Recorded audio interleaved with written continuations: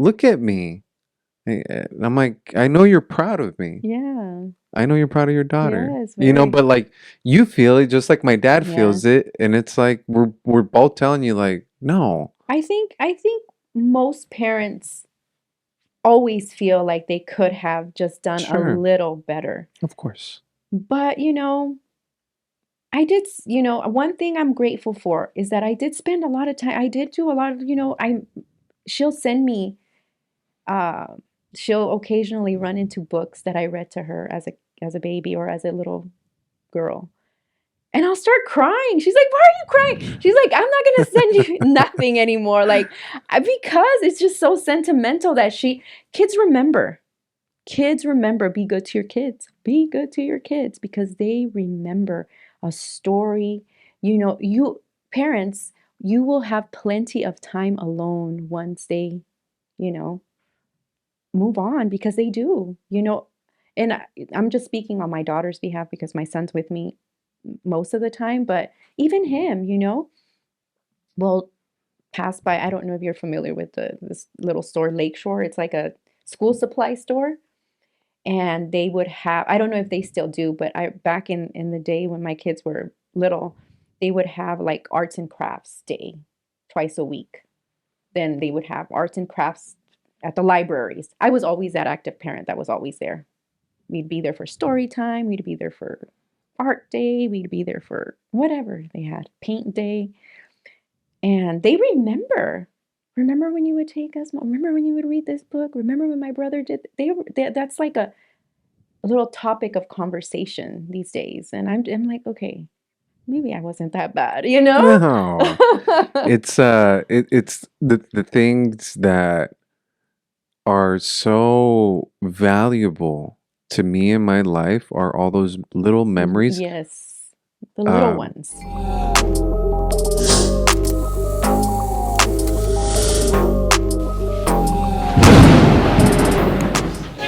Hey, how did that girl go? I always remember that one where this thing was out and she couldn't just put it. She she's doing a little hula hoop hula hoop. no hula hoop. What is it called? What is it called? It's that one that you Lambada? go almost. It's not lambada It's either. not lambada? It's I forgot what it's like. I'm blank right now. Yeah, I know it's Limbo. limbo. Okay. So yeah, going back to ugly people. Thankfully, we're not ugly.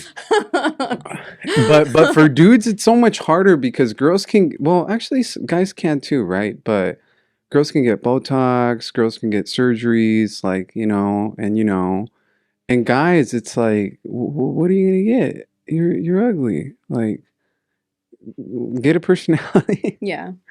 I think, you know what? I've come across people that are not the best looking people, hmm but they have something to offer, whether it's their intellectual or just something that they're good at. You know what I mean? It doesn't necessarily have to be like a huge profession or getting paid. Because at this point in my life, I'm 47. Money is I have my own. I don't need your money. I mean, if you want to treat me and gift me, that's I'll accept. But money is nothing when it comes to personalities but I think personalities do play a big role though. I mean, I don't know what you think. The looks are important. Well, Women. looks are important. They are. But let's just say you saw a girl out there or whatever and she had moves. You like to dance. She had moves. She's well kept, but she's not the prettiest, most attractive girl. Sure. You mean a butterface? Maybe. How would you? And if she, was attracted to you and. So to answer your question, I'm a very visual person, right? So it is a big factor to be attracted physically.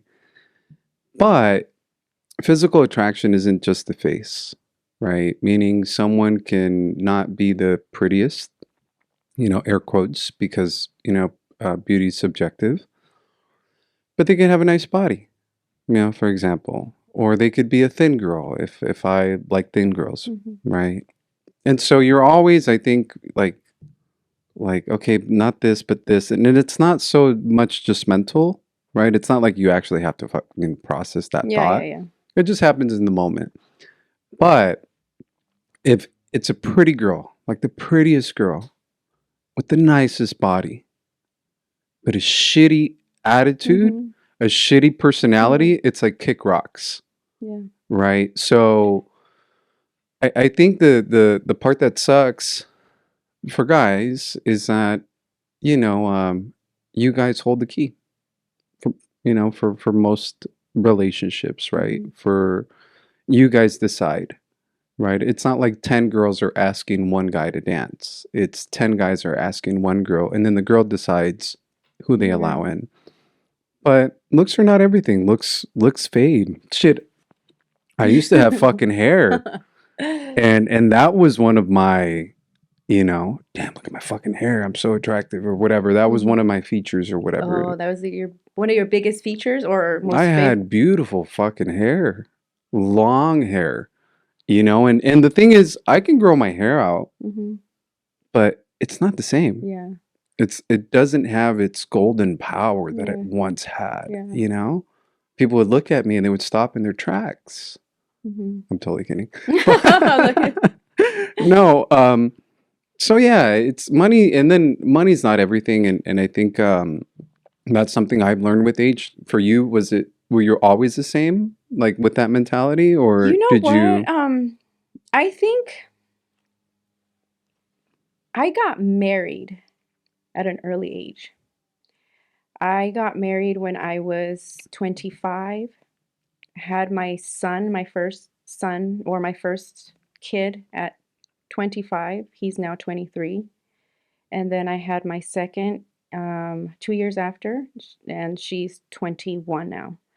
So during those times, money was very important. It was very important. And but I don't think I've ever been a money hungry driven person to go look for people who specifically have money and cars and all that stuff. I don't think I've ever been that type of person. I'm a humble person.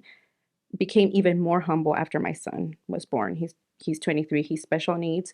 And no, I don't think I've ever been that kind of person. Like I see so many young women these days, especially, and I'm not taking away from that's how it's always been because it was probably like that before. It was just not seen as such because now whole Mm-hmm. Social media? social media and all that stuff. And just music these days too, it just kind of has that interpretation that that's all that women want. But I don't think that's never been a huge thing. And it's even more uh, not a thing for me now, especially at this age. I don't know. Then we get into relationships, and that's a whole another topic. I don't know. I haven't been in a relationship since my divorce in 2018, and relationships are tough. Mm-hmm.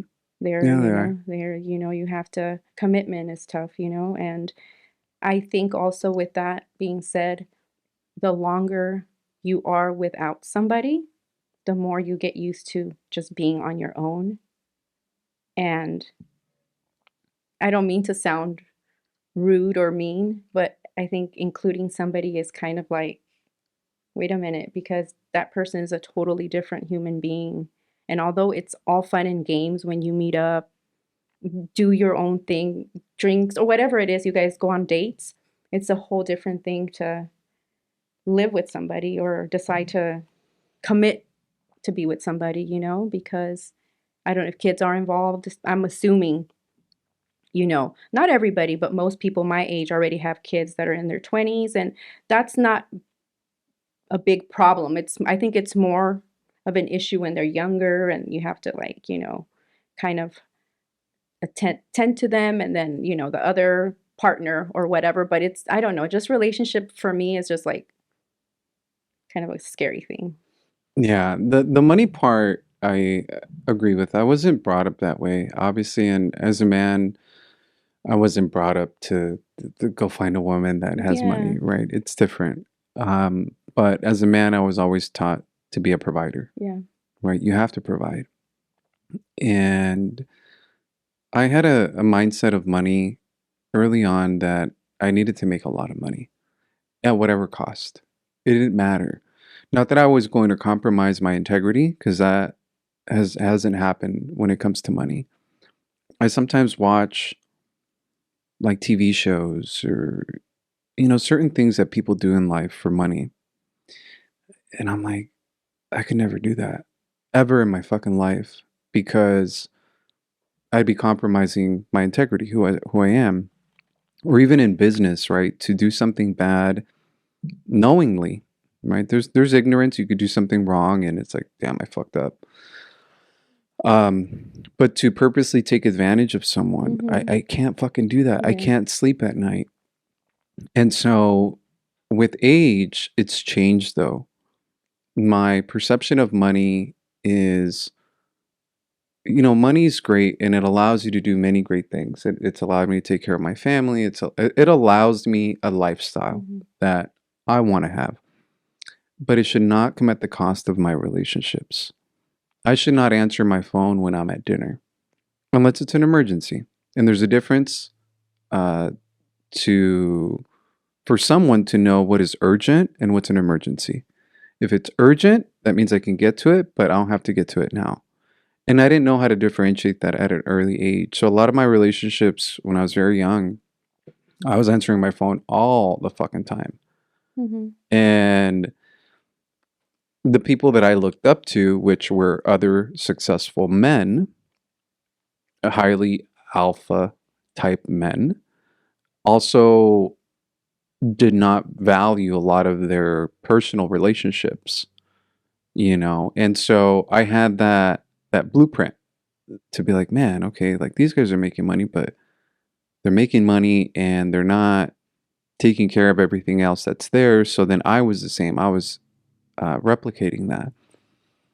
And then on the female side, I think yes, especially if you're younger, you want someone. I would imagine so, someone to take care of you. Like I don't think most women want someone that's below them, right? Whether it's financially, spiritually, stuff that maybe you're going through. Like you want someone Right. at your level or higher. Um, but at the end of the day, it's like, what good is it to be with the guy that makes a lot of money if he's an asshole? Right. Like, or he's not home, or he doesn't prioritize you, or he doesn't take care of your kids. He's just worrying about making money. Yeah, he pays the bills, but That's not enough, that's not enough. That's not especially when you enough. have kids. No, God, no. Like, I was talking with Claudia last week, and I was telling her, I said, I'd be so happy in a little room, like four walls, And I'm sorry, I should have done this before, but my phone's going off. Yeah. I don't even know which pocket I have it in. I have too many pockets. Um, what was I saying? I forgot already. Oh, You were talking to Claudia. yeah, just about and Claudia's an adjuster. She's a claims adjuster. So we were talking about money and stuff, and I was just telling her that I'm so happy with the simple things in life. I'm just happy all the time. Yeah. Like because I see the trees and I know that sounds so corny and I say it all the time and I go in the back right here, there's a little bench in the back. And I just sit back there and like amongst the trees, I get to see the sky. I look at colors like, oh man, how many colors does this tree have? Yeah. And I just appreciate Yeah. what I get to see every day that I don't need money for that. Right. I don't. So money's important, Yeah. 100%. Otherwise, then I couldn't wear what I'm wearing right now. Okay. But it's definitely not everything. Yeah. And then to your other point, yeah, relationships are tough, man. It's you got to be willing to swim with her. You got to be willing to swim with him. Yeah. You can't dip your feet in the pool. You can't, you can't be on the shore while she's out there swimming. Right. You got to be out there with her. And if both of you aren't in the same mindset, it's really challenging and difficult. Um, I'm a very forgiving person, very forgiving. I can't stay mad for longer than 5 minutes. And even if I'm pissed, I'll tell you I'm sorry. Because that's what else is the fucking point? Mm-hmm. What's the point? Why are we together if we're always fighting? Right. Or playing games at this point, especially at our age. Like, Like, if you like her, see, this is one of the things. If you like her, text her. If hmm you want to see her, tell her. I'm not the guy that's like, oh, you gotta wait 5 days. You gotta do. You have to Dude, wait and see what she does. I don't have bro, any time. just text her. Yeah. If you don't like the response you get, then you already know. Then that's maybe that's not for you. But if you feel something, then Do it. do it. Yeah. You know. Is this how you've always been? Yeah. I, I I've always not had a challenge with Mm-hmm. the opposite sex. It's getting hot, huh? Yeah. Yeah, I think the AC turned off. Yeah, I'm gonna have to It's take off okay. my jacket. I mean, I don't want to be the first one to do it. um, yeah, I've never had a problem with just, you know, that, I guess. My mom has always told me like you have to communicate. Yeah. You gotta let them know. And thankfully, the plastic surgery that I had when I was 5 years old helped me out. So it made it pretty easy. What plastic surgery are you talking about? Yeah, I got lip Oh God. injections. I got my BBL done. I've had a few surgeries. That's funny. I'm gonna put my on the side here. I'm gonna put your phone over here because it's making me nervous that it's Is gonna it? fall. Yeah. It seemed like it was gonna tip over. It always falls. You should see it when I take off my Can you case. put my little thing over there too? I'm just gonna, Yeah. thank you. Hello Kitty. Yes. My daughter got me that. Did she? Carried everywhere. Throw that there too. Okay. Toda la ropa. Wait, hold on. Let me see your ID. How old How are old are you? you? I'm 39. You are not 39. Yes, I am. Really? Yes, ma'am. Why did I think that you were my age? I don't know because I'm an old soul and because I got a lot of Then wrinkles. now I really feel old. No, I don't. I don't. I should not say that. I embrace my age. I should like get comfortable with that. Embrace your age. My mom loves to celebrate her birthdays, right? Hmm. And I'm always like, Mom, why are you such a weirdo? Like, she likes to do, what most girls do, I Yeah. guess. And she said, Look, it's not a matter of celebrating my birthday. She goes, I'm celebrating my life. Like, I got a chance. Right. Like, I got a chance to go around the sun again. Why wouldn't I celebrate that? I'm like, damn it, Mom. Like, she just that simple thought of going around the sun again. Hmm. And I got that opportunity. And so, It's how she said it's what she's I of course her thinking that way is very positive because she's not thinking about number one, she's not thinking, oh, I gotta go splurge or take me somewhere to take me to Paris, take me to France, take me any, you know what I mean? hmm She's celebrating herself, yeah, you she's like, I know? want to celebrate my life with the people I love. Yeah. I'm like, damn it. I Like, think that's that's very important for women, just celebrating themselves every day, you know what I mean? Like feel happy about who you are. feel powerful. Yes, because You got guns. yes, I do. Yes, you No, do. I don't. Gun show. um, but yeah, I think that, women are so powerful, and it's not even, I'm just speaking on inner beauty too, there's so many women out there that, are so, um, I don't know, like they're very insecure. Like you can tell when a woman is insecure and it doesn't bother me, but it kind of, it makes me like sad, because most of the women that I know that I notice that are insecure are angry women or mad. That, I've been around, being in the gym or just being around women, like there's women are catty Yes. and women that get upset. I'm a very friendly person.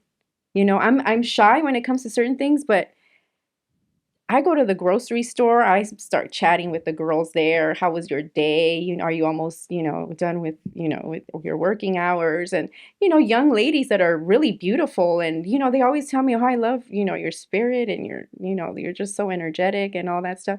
I'm like, if only you knew what I really go through at home with my son and stuff. But that doesn't give me, um, a reason to be bitter or upset or anything. I think also, if you want to like find yourself as a woman, you have to work on yourself, not only mentally, spiritually, but I think physically, and just taking care of yourself. I just think makes you a happy person, working on yourself mentally, physically, emotionally, and not being what's that word I'm looking for? What is that? What is that when you Spiteful? it's not spiteful, pero cuando te my Spanish is coming out. Rencor? Cuando eres ¿cómo se dice? You blame everybody for everything. What's that word? There's a word for that. Where you're blaming everything on everybody and There's a word for that? yes, there is a word for that. What? It sounds more When like a you're girl's name or something. no, when you're always blaming somebody, victimizing yourself. Okay. When you fall for that, we all have shit going on. Mhm. We all have, something that's, that we're being warriors about on a daily basis. You know what I mean? Internal shit that maybe we're not able to talk about or just whatever it is, we are just fighting our own battle every day. So you don't get to be excused and be a bitch to a random woman or a random anybody just because you feel so bitter inside. It's there's this one thing that Jordan Peterson says, and it's generalities, right? So Mhm. in general, most women attack reputation, right? They attack with words. Mhm. Um, they're catty, right? Most men attack physically, right? Like if if we have Mhm. anger, then we'll get violent and things of that nature. And so I I find it. I mean, it's a true statement, but I find it that it's unfortunate that a lot of us don't look within and are self-aware of where we are in our lives. Like, if you fuck up, you fuck up. Like, own it and then Yes. figure out how to improve it. Yes. Right? Figure out what are you going through. Rocky, shout out to Rocky. He was here a couple weeks ago, and he was just saying, dude, he's like, in life, I've had so many mentors. Mentors in business, mentors at the gym, mentors just from people, Mhm. right? Angel said, "No hay nada mejor que aprender de cabeza ajena." Mhm. Somebody who's gone through it. Yeah. And then the other thing is, there's books. So if you're dealing with something, if you're feeling something, if you want to improve on something, the tools are out there. Mhm. But if you're not self-aware to understand that, hey, the problem isn't everybody else, the problem's you, Right. then how are you ever going to fix it? And it is that where for women, I've had the opportunity. I think I've been blessed with a nice mom, a smart mom, a caring mom, a fighting mom. My mom is someone who people tell me like I don't know how the hell you talk to your mom the way you talk to your mom because my mom's not a traditional mom. She doesn't have like a rosary and a candle and hits me with the chancla. Hmm. My mom is like, "What are you going through? What's going on? Let me hear you out. And what do you think you should do?" Versus do this, and do that. Right. And I don't approve of what you're doing and judging and harping. My mom's never been that. And that's something to appreciate because not a lot of us have that. Right. I've been so Especially lucky. coming from what is it, Hispanic or Latino family. That is very rare. First generation, your mom, My, or your first generation? I wasn't even born here. Oh, you weren't? No. They smuggled me inside of a pupusa. No, I say it because my parents, I'm first generation here, Hmm. and my parents and I have a wonderful relationship now. But I want to say that the reason that I wanted to get out of the house as soon as possible was because I didn't have that foundation where I was able to be myself, speak my truths. I was always rebellious because of that. And I thought I was a bad kid. A lot of the, for many years, I thought I was a bad kid until I learned that I was rebelling because I wasn't able to be myself. You're good. Oh, Just checking. so, so yeah, going back to your mom, you're very, you're very lucky to have had that because I didn't, but my daughter did with me, breaking cycles. Yeah, that's one of the things, right? So, just because your dad was a certain way, just because your mom was a certain way, doesn't mean you have to be a certain way. Right. Just because they did something, doesn't mean you have to repeat that pattern. Exactly. Oh, well, that's how I was brought up. It's like, well, then change the pattern. Yeah. It's a choice. We all have choices at the end of the day, and some of those choices are very, very hard and tough, and you have to dig deep, and you have to figure out, why do I have this hang up, and why do I think what I Mm. think, and I want to change the story that I leave Right. behind, right? With either my children or my loved ones or people that I encounter. And Right. so, yeah, my mom was that. My mom was one way. My dad was total opposite way, right? My dad was like, "You're not wearing that. You can't walk out of the house with Mm-hmm. that." My dad would spank me. Mm-hmm. My dad was very, very strict, extremely strict, to the point where my dad and I didn't get along for years. And Mm-hmm. it's, again, teenage years, Yeah. right? Yeah. And so I had polar opposites, complete polar opposites. But I think that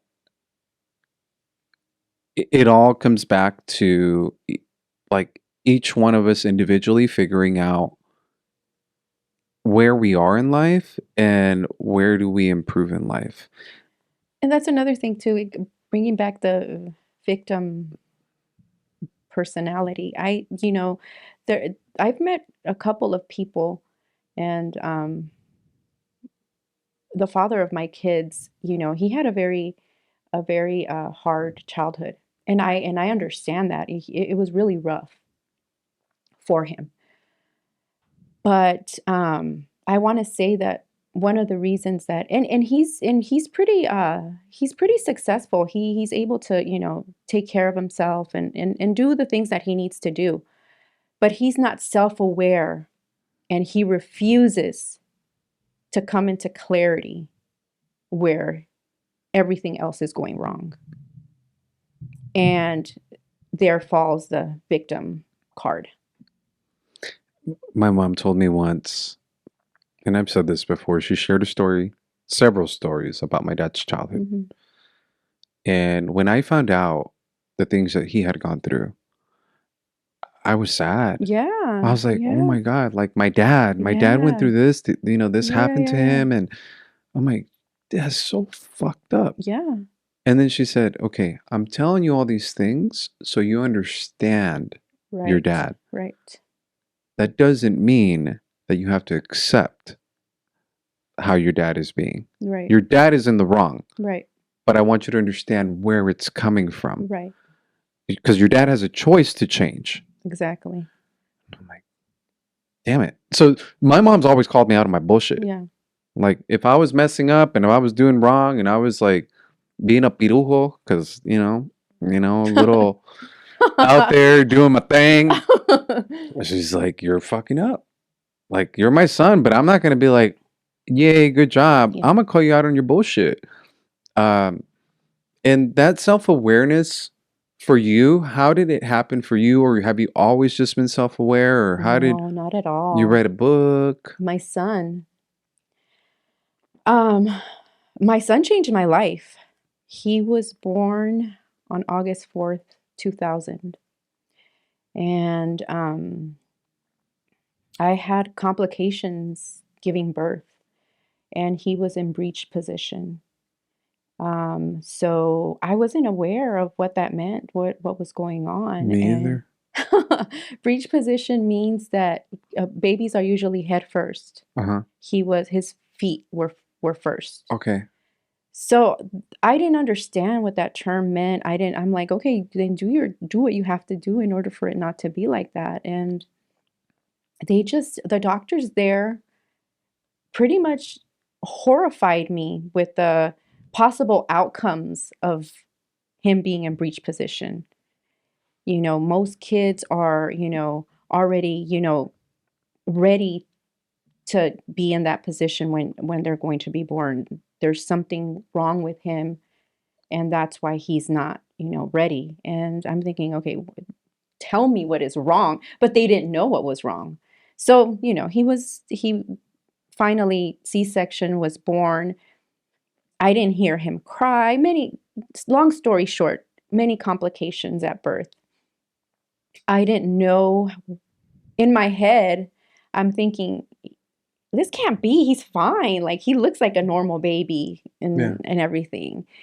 They did blood work, and it turned out that he has a condition called Prader-Willi syndrome. And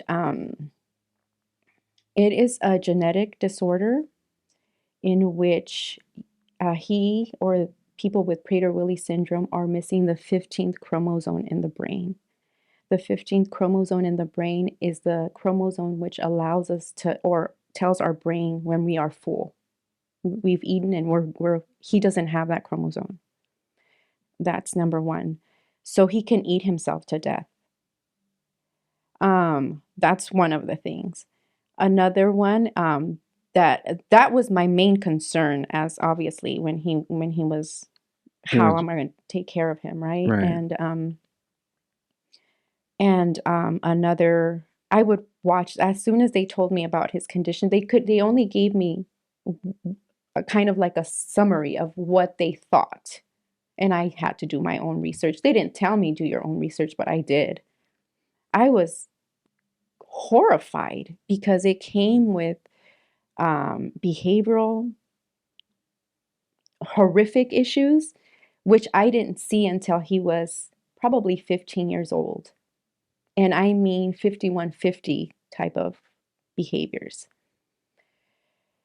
So at that point, you know, I was very angry in the beginning because I was a firm believer in God. I would go to church every Sunday. I was Catholic, and that's when I began to question so many things, like, how is this possible if there is a God? But that's a whole other topic. So, yes, I just want to say that, the years humbled me, days humbled me as my son started growing. And I put everything aside. I put everything aside, and my main focus was taking care of him. To this day, I'm still taking care of him like, like a baby. He's able to shower and do his own thing and, watch movies, but obviously he can't live by himself. He's gonna need me, and he does see his dad twice, 3 times out of the week, every week, which helps me out, helps me, have my own life. But I want to say that in itself humbled me and my daughter so much. Um, it kind of like drove me into working out and going to the gym, because I said, you know what? What will happen if I'm no longer here?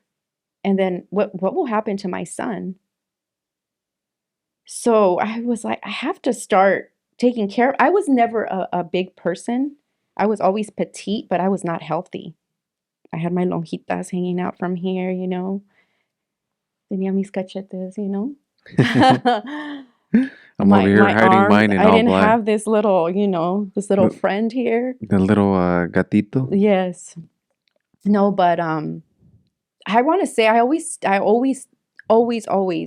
tell myself my son was a blessing in disguise. He is the reason that I am where I am right now, spiritually, mentally, physically, in all aspects. As hard as it is to take care of him, as hard because nobody understands. It's kind of like I don't know how it is to live with a child with autism, but I've heard that it's similar when it comes to like behavior wise. But I don't know because I don't know what it is to live with a child with autism. But yes, it's like walking on eggshells every day. I don't know what's going to happen tomorrow. I may come home tonight, something may trigger him, and it's over. It's gonna be chaos in the house, and sometimes it could be 10 minutes. I'm sorry, mom. Sometimes it could be nothing for 4 days, and then all of a sudden, the craziness again. Is it like certain things that trigger him? It could be for me, the experience with him and it's I'm his scapegoat. So I'm the one, if that's that being there, why what is that? Why is it there? I didn't put it there. Why did you put it there? That can trigger. You Like know, anything, anything. anything. But then also, he's the sweetest kid. Sure. Like on my way over here, oh, have a great time, you know, have fun. And, you know, sweetest, you know, I'll be waiting here with my sister. We'll be watching movies like a kid, like a little kid, you know. Yeah. And, but then there's times that, you know, it's like, how much longer am I going to be able to live? It's like an abusive relationship, let's just say. Yeah. But And an abusive relationship without a person that consciously knows that they're being abusive. yes, exactly. Like, I don't think I could have put it in better words. I have good words Yes, you do. sometimes. Yes. And yeah, that's exactly. And I can't just say, let me go take him, let me go leave him in a home, or let me just, there's no way I would not be able. I've been with him 23 years already. What else, you know?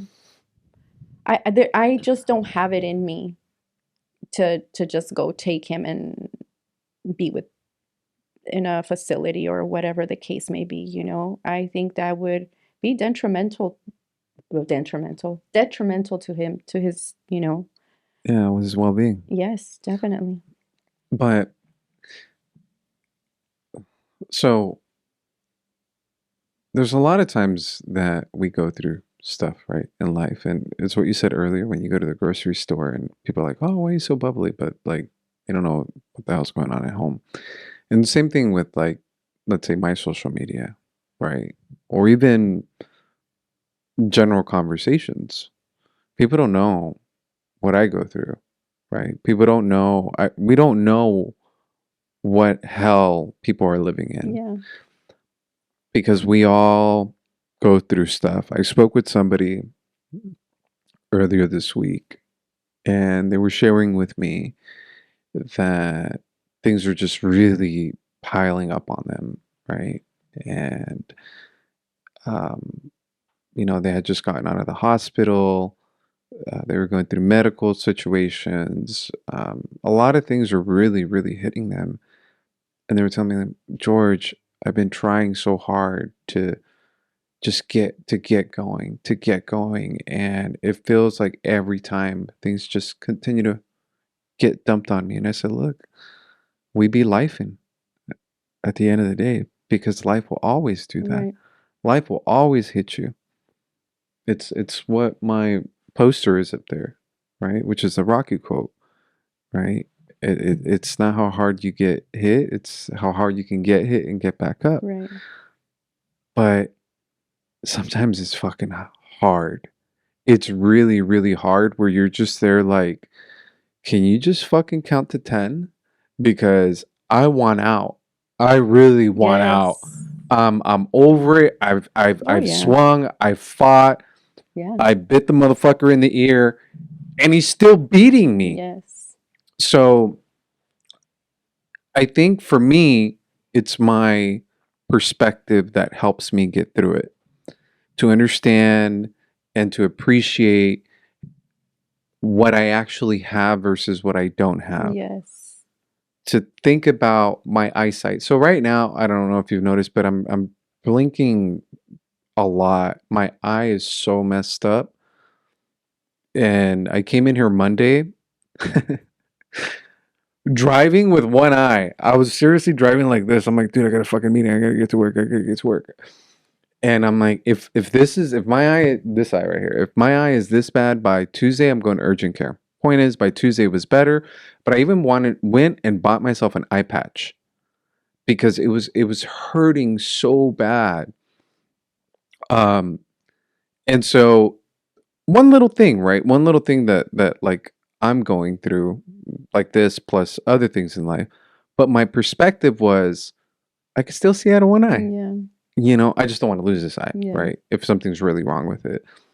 Um, and so the trees, the sky, the air, the music, what do I have? I dated someone who had cancer. Um, and people are always complaining about um, many things. And I said, look, just be grateful you don't have cancer. Be grateful you don't have. There's so many things you can be grateful So for. many things. That's what I focus on. Yeah. That's what I have to focus on. I can't have it any other way. If I did have it any other way, I don't know. People, fall into being an alcoholic, I don't know, drugs or whatever. I don't do any of that stuff. I drink socially if I'm in the mood, Hmm. but I'm not the kind to, I need a drink, have something for me to drink right now. You know what I mean? I'm not that type of person. And I'm just so happy that I am not like that. But I am so grateful every morning I wake to have a cup of water, to have my tea, to have my coffee in the morning. I am so happy. I am just so happy every day. There is no reason not to be happy. Even with bills, even with, I just laugh. I'm like, when it's not one thing, like I'm thinking, oh, everything's perfect, the little transmission on my car shows up. I'm like, great. Like, how fun. How you know, fun. Really? Yeah. and really, I mean, it's not a problem. I mean, there's people that have huge, like that you can call problems, I you saw know? a clip. See, this is another thing though. I saw a clip, the Cat Williams interview or podcast that he Oh, okay, did okay. that's going viral, I Yeah. guess, or whatever. Mhm. But one of the things he says, live every day as if it's your last. And I remember um last night I was going to bed. It was about maybe 8:30. Like I fell asleep really early. Normally I don't. And I said, none of us do that. Honestly. Yeah. If it was the last day that I had to live and someone told me you literally have 24 hours, why the fuck would I be at work? Right? Right. But it's just an exception of understanding that this is finite. To Mhm. understand that, hey, this too shall pass. Yeah. The good and the bad, right? Right. A lot of times, because again, what I do is real estate finance, and shit hits the fan quite Mhm. often. Mhm. Um, because of multiple reasons, whether it's the appraiser, whether it's the home inspector. There's Mhm. all these Yeah. things that Little happen, right, factors. in a real estate transaction. And many times I deal with people that are panicking and they always ask me, like, how are you so calm? Mhm. I'm like, dude, we'll figure it out. Yes. Like, we'll figure it out. If there's a solution, we'll figure it out. Exactly. If there isn't, it wasn't meant to be. Yeah. Like, I spoke with an underwriter, right? So an underwriter, there's signatures that go in along. There's my signature, there's my underwriter signature. And she was telling me that her brother solves murders, right? And, like detective and all the Yeah. horrible things he sees.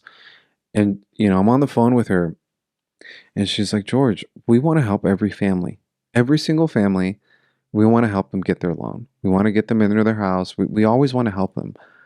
But sometimes it's like the end of the world to a loan officer if it doesn't go through. And over here in my mind, I'm like, what does my brother see every day? He sees death. He sees dead kids. He sees all these families trying to find out who did something to someone.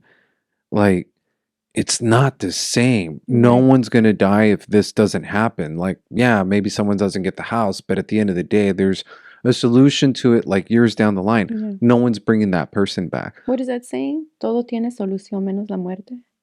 I don't know, but that's a good one. Yeah. I'm trying to learn dichos. The problem is I don't remember shit. So, todo tiene solución menos la muerte. The thing is, we all have a date we can't miss.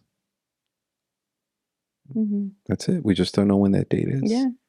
And we're all going to get there. Yes. I've said many times, I wish Lestat would bite me because I want to be a damn vampire because I don't want to die. And Really? it's not Lestat. What is his name? The one from Interview with the Vampire? ¿No te quieres morir? Hell no. ¿Tienes miedo a la muerte o qué? Yes. I ¿Tienes miedo a la muerte o cómo vas a morir? O las I dos am cosas. afraid of both. I told my mom, I was like, Mom, it's gonna fucking hurt. She goes, How do you know it hurts? I'm like, Don't. okay, well, but still though, I do not want to die. I am like, and the thing is, I'm gonna die, Yeah. and I'm not the healthiest. You know, it's not like I'm prolonging my death or anything by doing anything. Don't worry. It's usually the people that don't take care of themselves that live a longer life than us people that take care of themselves. I've heard that. I told my daughter, I was like, don't be surprised if you get a phone call and your mom is gone. How? She didn't wake up. Now, let me tell you, that's one of the, I'm like, speaking of a high school friend, she passed away a few years ago. She was fairly young, like me, you know. Well, whatever. Yeah, whatever you think is young. But to me, she looked great. Bien mango. Sí. Yes. Y me hablaron y me dijeron que she didn't wake up, that she had a bad cold and she just didn't wake up. Mm. I was sad, but I was like, way to go, because that's yes. Bueno, do we know that she maybe suffered or couldn't breathe? We don't know that part, but I mean, what a way to go for that. For me, I'm just thinking, en mi camita, bien a gusto, y ya, no se despertó, y pues ni modo. I've told my mom, I used to tell her, I think, well, I don't know, but I thought that all guys thought this. I'm like, yeah, I'm gonna die young, like James Dean. I'm afraid of death. Like I'm gonna get in a car accident, you know. And she goes, déjate de mamadas. Todos pensamos eso. No, todos pensamos que nos vamos a morir joven. No es que queremos morirnos. It's like death is in everybody's mind. And I'm like, and I've always told my mom these things like, pienso esto, pienso lo otro, and I think I'm weird. And mom was like, shut up. Everybody thinks that. Like you're not special. Like we all have an existential crisis. We all think about God. We all think about death. We all think about where we come from. Yeah. Like we're always all questioning. It's just that we all don't voice it. Yeah. And so she goes, yes, I've had the same thoughts too.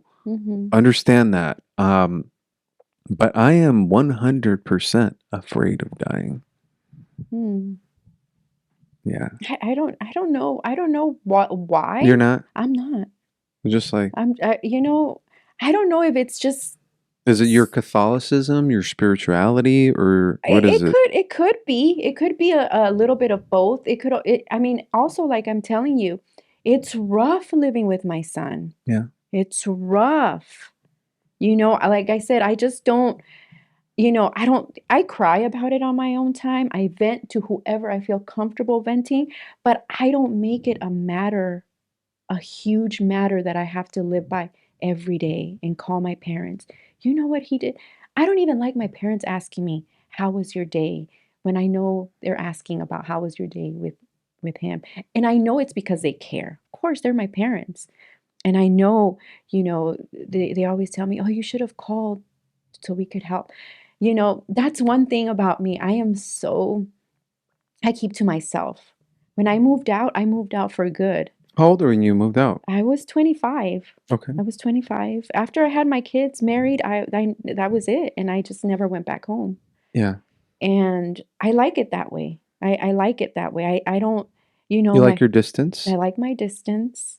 I like to be alone. I like to be alone.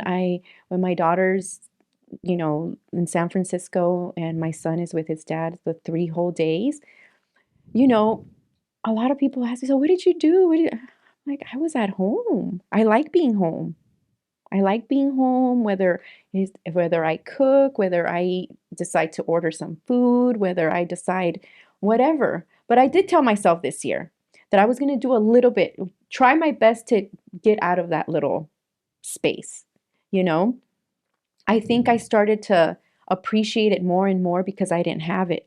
Mind you, when I was married, I didn't have that time alone because I was living with the dad. So he was just home. My son was home with us every day. So now that I have that space where he leaves, I love peace of mind and just like you said, listening to music. Music is everything. Tell me it's not. I love It music. feeds my soul. And I go through different stages in music and different genres. The only thing I do not listen to, and it's not because I don't dislike it, is country. Mm. Not I don't think I've ever been introduced to the proper artists, After maybe. this, I'll introduce you if your permission slip is long enough. Um, but music, It's therapeutic. it is. It's obviously, as you walked in here, I had music, but I'm listening to music all day. I've talked about it many times. It's important to me. Hmm. It's really, really important. It takes me places. Um, It's like it your own oasis away from 100%, everything that's going on, you know? 100%. And I'm just so happy that I'm not stuck with one genre. I'm open to anything, Except I country. except country. Like I will listen to the most like I was listening to What's your favorite I can't say I have. favorite genre? Like if you had a Es porque, mira, como te digo, ahorita venía escuchando, I have random on my phone. Estaba Mhm. escuchando Lucía Méndez, Corazón de Piedra. Who, Lucía Méndez, you know who Lucía Méndez is? Corazón de piedra, Ask your mom if she knows. piedra piedrosa. No, Ask your I mom know who for she is, but Lucía Méndez Corazón. It's like a famous song from a novela she had back in the 80s. I'm sure your mom will know exactly what song I'm talking about. my parents used to listen to K-Love. K-Love Radio Sí, yo Amor. también. And I hated it because we were in the back seat and we couldn't play with the radio. Hmm. So they were playing all the Lucia Mendez Yeah. stuff, right? And then now when one of those songs comes on, I'm just like Roberto Carlos. Oh, Roberto. You don't like I Roberto? love Oh, Roberto man, Carlos. Roberto Carlos. Y Leodán. Yeah, Leodan. That's why Boleros y Más. So Mr. Big, shout out to Mr. Biggs. He has a page. It's called Boleros Mm-hmm. y Más. Mm. And he was very close to his mom growing up. And his mom loved music. And those are the songs that she would listen to, like Leodan, Roberto Carlos, Camilo Los Sesto. Trios, Camilo Sesto, perdón. And he shares that on Yeah. that Instagram Yeah. page. And it's funny because I'll be scrolling and then like one of Same. those song comes on and I'm just like, man, that again, it's my parents, right? Yes, and I always acknowledge my parents for that music because had they not, listened to that music, I would have, I don't know. And the same with my daughter. Her dad and I, when we got together, we always loved Fleetwood Mac, and what is it? He loved Pink Floyd, Metallica, the Beatles, and both my kids, they Elton John, Phil Collins. My daughter, she's just kind of like, thank you so much for just opening these doors. Morrissey, the Smiths, The Cure. She went to go see The Cure, Pearl Jam. She's just like so grateful for these, songs. Artists that Yeah, you introduced artists. you to? Yeah, because I don't know. Like I said, music has always been a huge part of my life. R&B, I like R&B. But You heard that? yeah, I I got like so many messages on that. really. Yeah, people are like, "What the hell's wrong with you?" How, the funny one, and it's funny. I told a friend, somebody responded. They're like, so, so what the hell do you listen to when you're fucking? You know, What? that was the DM, and my response was, the Village People. Because I mean, it's just what I said very specifically. It's '90s baby making music, No, no, no, R&B. yeah. It's very specific. It's not. There's obviously like rhythm and blues. You know, it's Yeah, like from before, right. and not all of it was baby making music, right? Um, but for example, oldies, right? Oldies, yeah. So oldies to me, I love oldies, but there's a little asterisk. Asterisk. I'm not. Oh shit. Asterisk.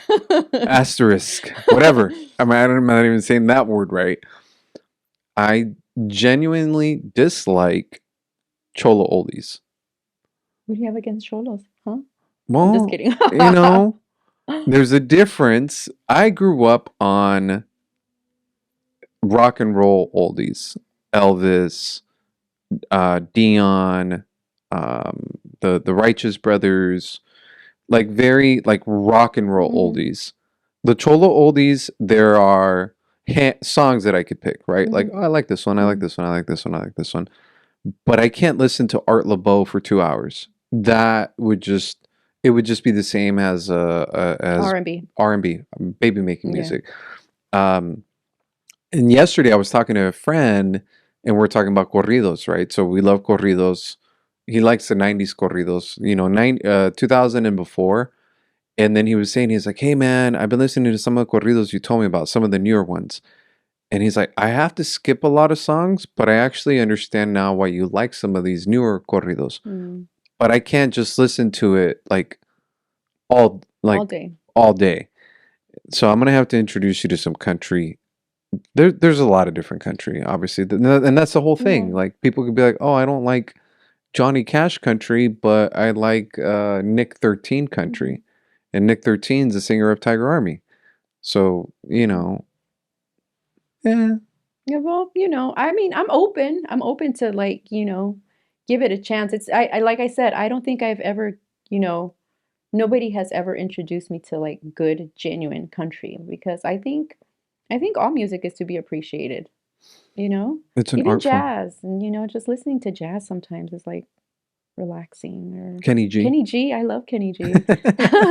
But there's a lot of jazz artists. I don't have a specific one that I can think of off of my head, but I do sometimes just play jazz and just random stuff comes on and I'm like, okay, Do you like blues? blues, yes. I love blues Yeah. music. Like if you go to a little dive bar or if you go to like a little lounge Mhm. that's dark and That's quiet yeah, and there's some blues music in the playing, back. it's like Yeah. it's a Or vibe. live, Or live too, live, yeah. yeah, obviously live Mm. 100%.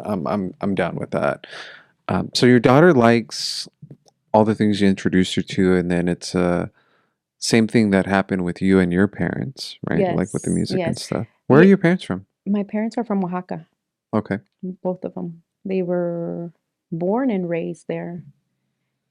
Came out here in the 70s, sometime mid 70s, because our early 70s, because I was born in 76. So, yeah, I was first generation here. And that's a whole other story. I'm sure you can relate. You weren't born here, but how old were you when you I was 5.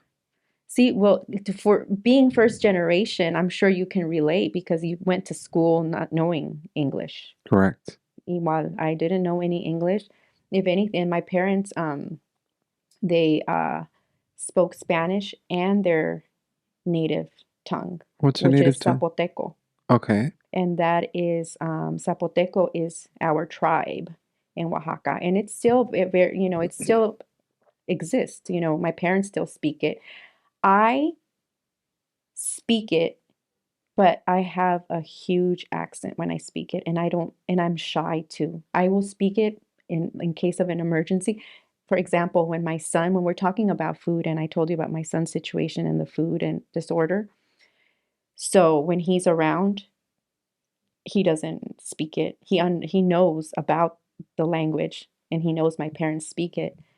So whenever I have like to say something about food, like no, don't put them. I'll speak Zapoteco, and my parents have like this huge grin on their face, and I'm like, that was necessary, you know. And but anyway, so yeah, How um, do you say hi?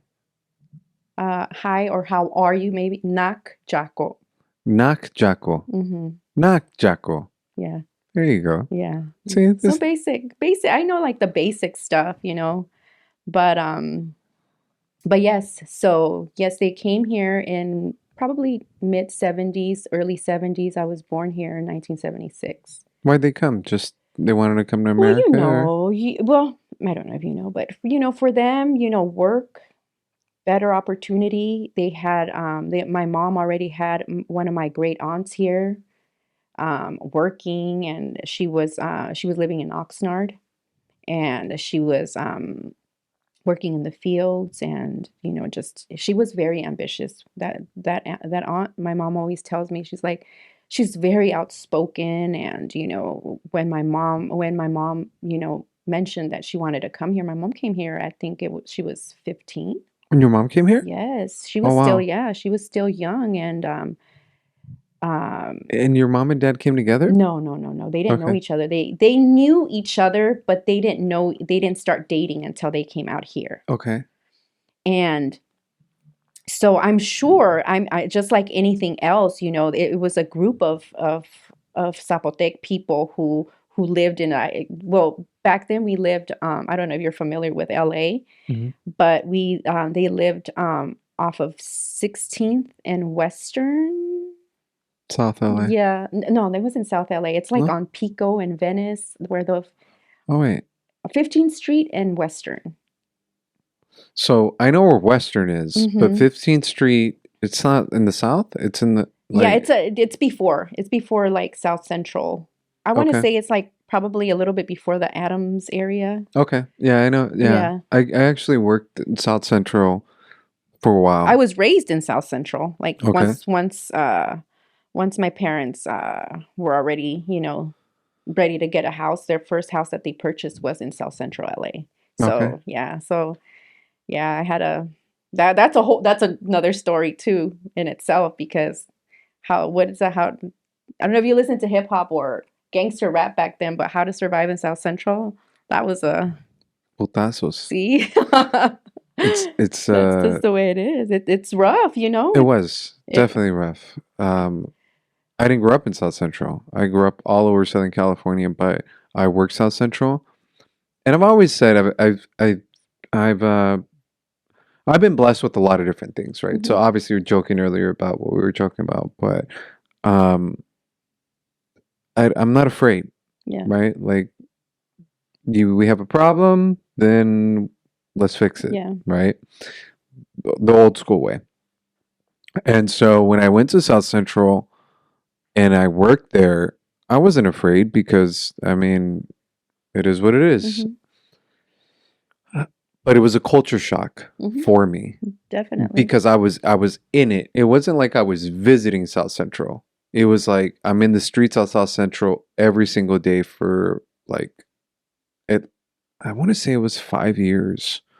And then I rode the bus in South Central, Oh, right? once you ride the bus and once you're walking down the streets of South Central, you're good. You can't, so many people, I can't say because I don't know, but I'm just saying, like, for example, I live in a little town, San Jacinto. Hmm. For me, it's like one of the most peaceful places. I can dare me to walk in the pitch black in one of the so-called danger zones out there. That's nothing. Are you telling me, like, I went through the alleys of South Central not because I wanted, that was just the easiest way back home. Right. I wasn't, there were gangsters. I even became friends with like some of the Rolling 60s, super super sweet guys. But it's because it was kind of like I lived there, so they knew me. They took care of me is what they did. Of course. And that's the thing that sometimes I think people forget about people from the neighborhood, that at the end of the day, they're just people, Yeah. right? They're just people. And they're people stuck in a situation, usually a cultural, right, Hmm. situation where like it comes from the families, neighborhoods, meaning you're defending yourself against others and you find someone to associate yourself with. And you have to understand that mindset. Um, or yeah, it's like my mom would say, understand the mindset, but doesn't mean you accept the actions, Right. right? And so I remember ladies would tell me, like, las señoras, mijo, do not go outside with your watch. Like, I could see your watch right now. Do Hmm. not go outside wearing your watch. Hmm. Um, and don't wear a suit outside. I'm like, I don't give a fuck. Hmm. Like, that was my attitude, Hmm. right? Because I was like if something pops off, then I mean, Then I'm yeah. not afraid of it. Yeah. But then my mentality started to just be like, well, it's unnecessary, right? Like, why would I? Why would Yeah. I invite it? Yeah. Now I'm inviting it. Yeah. Then a friend of mine who's LAPD picked me up in an unmarked car, right? Mind you, I worked at a bank. Outside of the bank, there was people selling weed. There was people selling fish. There was people selling in the parking lot. There was people getting jacked at the ATM at Hmm. gunpoint. There was hookers up and down the Yeah. street, gang members, pimps. Like, it was like, again, I've seen all of these things. I mean, all I got to do is drive down different areas around here. It's like, oh, I see this, I see that, I see this, or I've experienced a lot of it Hmm. in separate locations, Yeah. but all at once in one location. You're like, I wow. was like, wow. So my friend picked me up, unmarked car, and he drove me around the neighborhood, and he told me certain things. He said, "You gotta have a throwaway. You gotta give. You have to have something to give up." He goes, "You are gonna get jacked." He's like, "The way you are, man." He's like, "You're gonna walk around. I'm telling you, they're gonna hit you up. You gotta give them something so they leave you alone more often than not. You give them something, then you're cool." Yeah. He's like, "You're gonna get door checked. Door checked. You're driving down the street. They'll check your doors. They'll come up and try to open your Hmm. doors." Whether it's gang members or hookers. If a hooker gets in your car, she will not get out of your car until you give her something. You give her money. They will door check you. Make sure your doors are always locked.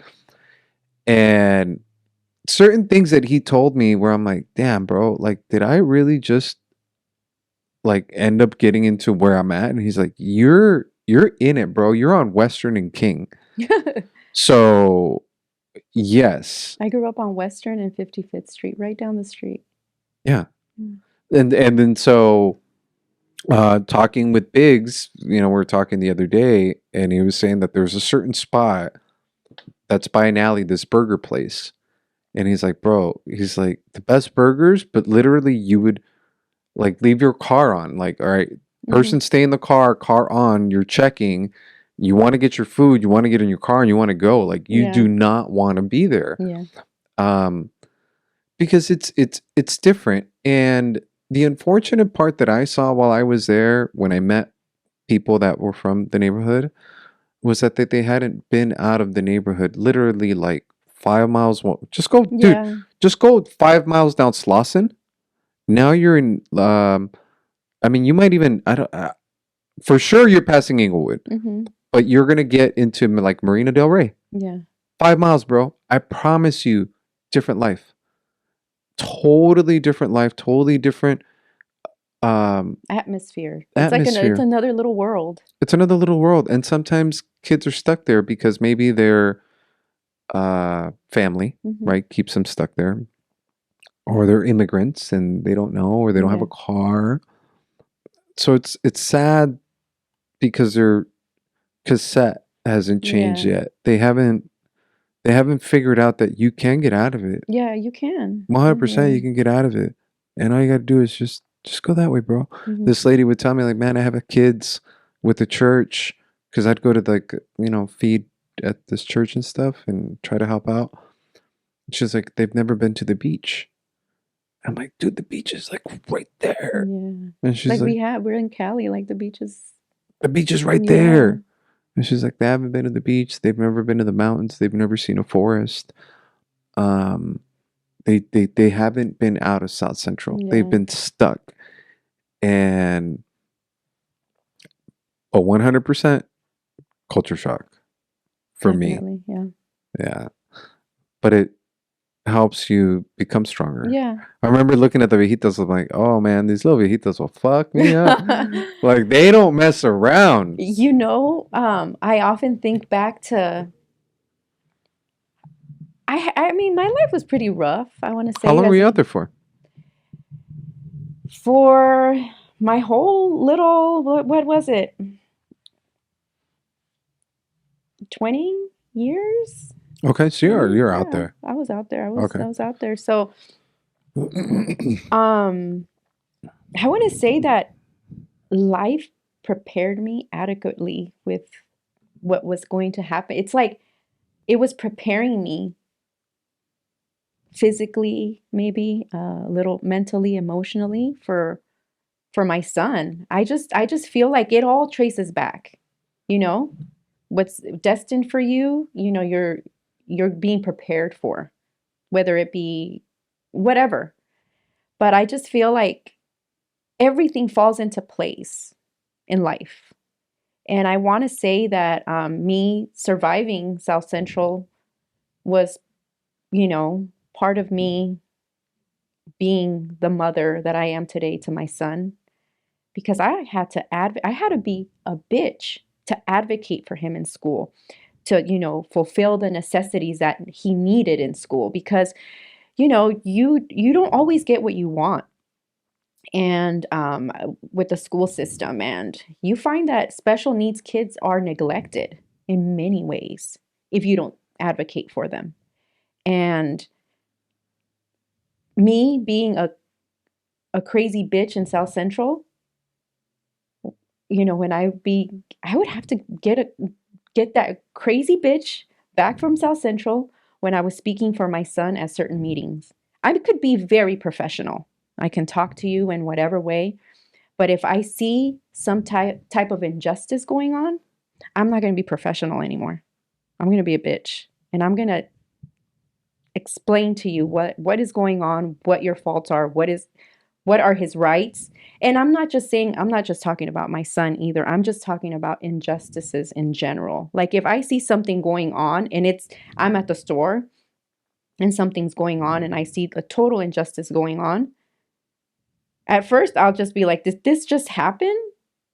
Then I'll approach it nicely, but then, obviously I won't go to jail for it or anything because I know I have responsibilities at home, but I will stand up for minorities or whatever is going on in the situation. But yeah, I just feel like growing up in South Central prepared me to be the parent that I am or that I had to be. Porque ahora ya no tengo fuerzas. I'm just chilling now. No, see, this is the thing. It's funny you say that because I believe 100% in the statement you just said. Um, where sometimes when we're going through stuff, whether it's a moment, whether it's years, we sometimes don't know what it's preparing us for. And it's not to say that that moment purposely is preparing you for something, but you're able to pull back and take instances, experiences, and apply them to your life now, and that gives you strength. I always say I never take anything back that I did or happened in my life. Mm-hmm. I will not do it again ever. If someone said you could have been a professional soccer player, would you take anything back? No. You could have done so many things. Yeah, I get it, Yeah, but I wouldn't be the man I am today. exactly. I think about that a lot too because, like I said, I wouldn't be. the woman that I am today if it wasn't for both of my kids. I don't just want to apply it to my son because having a daughter and then having a son with special needs was rough because I felt like I neglected her. I didn't. She says I didn't. But deep, deep, deep down inside, I feel I did. You know? She's a and for that reason too, she's always thankful. She said, "Well, whatever you did, if you feel you did and if she said it made me even more independent." She graduated from high school, moved to San Francisco, and is planning to either stay out there or move to New York, whatever job opportunities she gets. But she's like me, she doesn't plan to go back home. She's visiting right now, and I appreciate that she's home. But I'm also grateful that whatever it is I did, that she's not going to be one of those. Not that there's anything wrong with living with your parents. There's nothing wrong with that. But I'm grateful that she's independent and since she left, she doesn't ask me for if I give her Zelle her $50, here's $50, $100 for gas, I do it, but she doesn't ask me for it. You remind me of my dad right now because my dad has broken down before and apologized for the way he was. And I tell him, stop crying, dude. Stop. Hmm. Like, I have absolutely no resentment towards the way you acted back in the day. Again, I wouldn't be the man I am today if you wouldn't have, like, my dad would get pissed if we wouldn't look at someone in the eye. Look at their eyes. Don't put your head Yeah, down. yeah, Shake their hand. Salude, you know? yeah. Venga a saludar. My dad was like, you're going to have values, you're going to have morals, you're going to be respectful, you're going to say good morning, good evening, you're going Hmm. to answer the phone. My dad was just Hmm. super strict. Yeah. And he was just like, and he sat here in the office crying. He's like, I'm so sorry. Like, I was so mean and like just bawling, dude. Just, because he felt like he wasn't loving enough. And I'm like, no, man, you're good. Yeah, Like, yeah, stop yeah. crying, man. Yeah, Like, yeah, you yeah. raised me right. Right. Look at me. And I'm like, I know you're proud of me. Yeah. I know you're proud of your daughter. Yes, very. But like you feel it just like my dad Yeah. feels it, and it's like we're both telling you like, no, I think most parents always feel like they could have just done a sure, little better. of course. But, one thing I'm grateful for is that I did spend a lot of time. I did do a lot of, she'll send me, uh, she'll occasionally run into books that I read to her as a baby or as a little girl. And I'll start crying. She's like, "Why are you crying?" She's like, "I'm not gonna send you nothing anymore." Like, because it's just so sentimental that kids remember. Kids remember, be good to your kids. Be good to your kids because they remember a story. You parents, you will have plenty of time alone once they, you know, move on because they do, And I'm just speaking on my daughter's behalf because my son's with me most of the time, but even him, will pass by. I don't know if you're familiar with this little store, Lakeshore. It's like a school supply store. And they would have, I don't know if they still do, but back in the day when my kids were little, they would have like arts and crafts day twice a week. Then they would have arts and crafts at the libraries. I was always that active parent that was always there.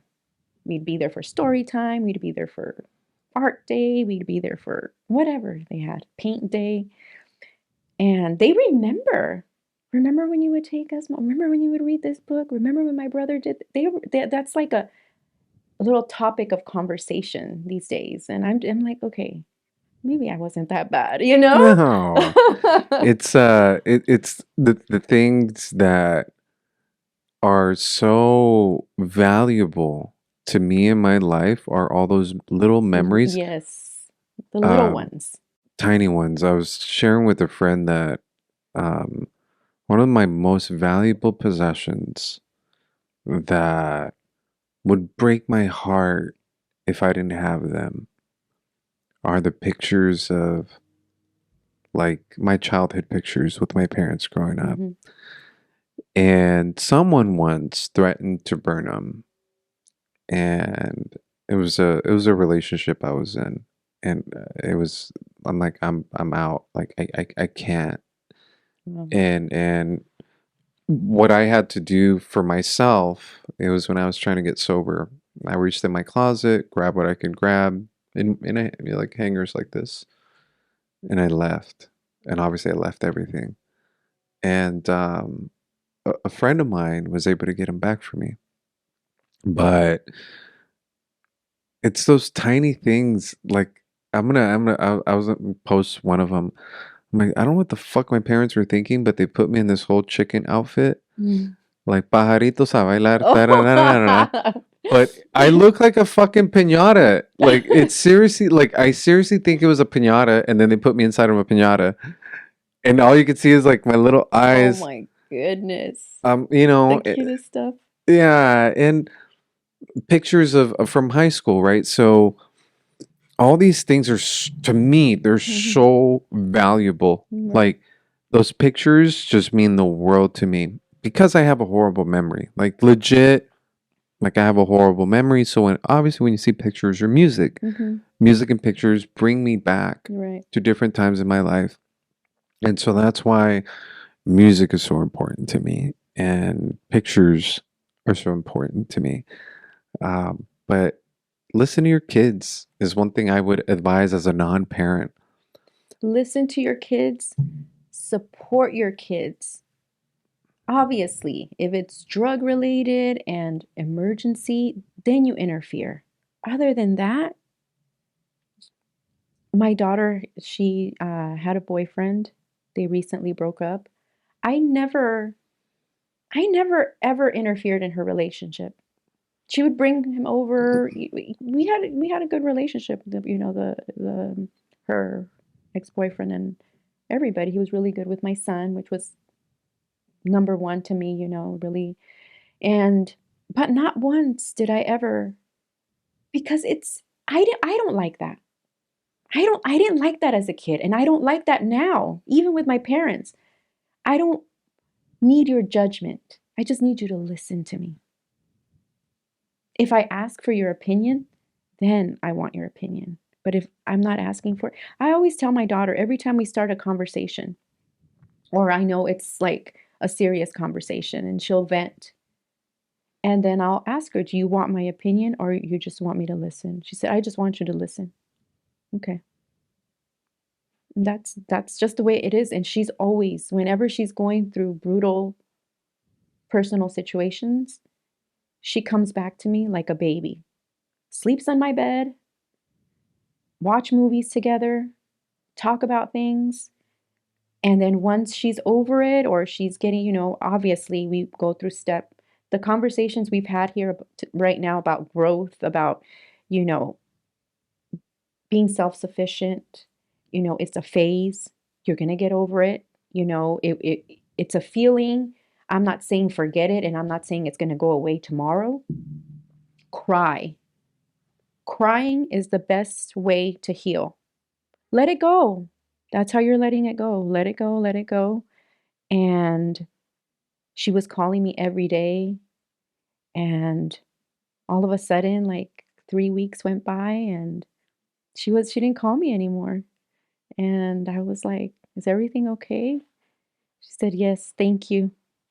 She said, I feel much, much better. And that's just the way it is. That's just the way it was. I'm the ugly crier on the freeway. Me too. I'm like, ah! Hmm. All Yes. right, I got it out. Yes. No one saw me. No one saw me. No one heard Heard me. me. I'm good. Um, Why do you feel pity, like if, like, let's just say if you were to cry like in front of your parents or some, or in front of people in general, could you cry, or you just choose to have your own moment? Let's say you were to have a personal one-on-one conversation with someone. mhm. Like I have like a little tearjerker time sometimes, and I don't like to have those moments. I don't know why. I just, Um, I'm a pretty open person. I think like just even this conversation and conversations I have with people, I'm pretty open about a lot of things. Um, and I'm not averse to feelings because like shit, yeah. like I feel, I cry, but I'm also conscious, very self-aware of how that might look. And I judge myself for it.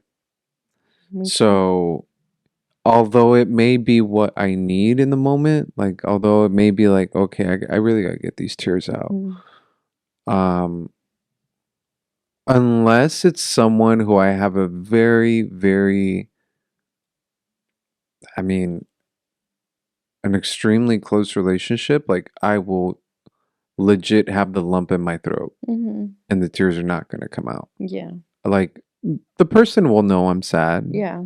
The person will see the tears in my eyes. Like, they'll be watery or whatever, but the tears are not coming out because it's like in my own mind, I'm like, dude, this is not the person to share these feelings with.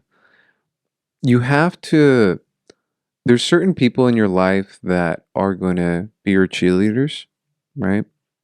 Certain people in your life that are going to uplift you, that are going to really, really care for you and be there for Yeah. you. And And then it's, there's certain people that that tear or that openness that you just provided was an opportune moment for them to use it against you. hmm. And maybe not even against you, not necessarily in a negative way, but it went into a void. Like you just dumped all your emotions into a void. And I want to make sure that whoever I open up that part of me Hmm. to, that it's not just like a black hole. Yeah. Like, and it's not someone who's like, oh, what the fuck? Like, yeah, I heard George, but damn, this was a weirdo. Like, I'm very Yeah, me careful. too. I'm very care. I don't have many friends that I call friends.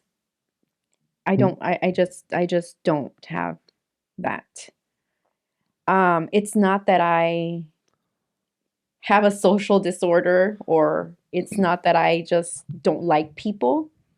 It's just that I'm very picky with the people that I choose to have around me.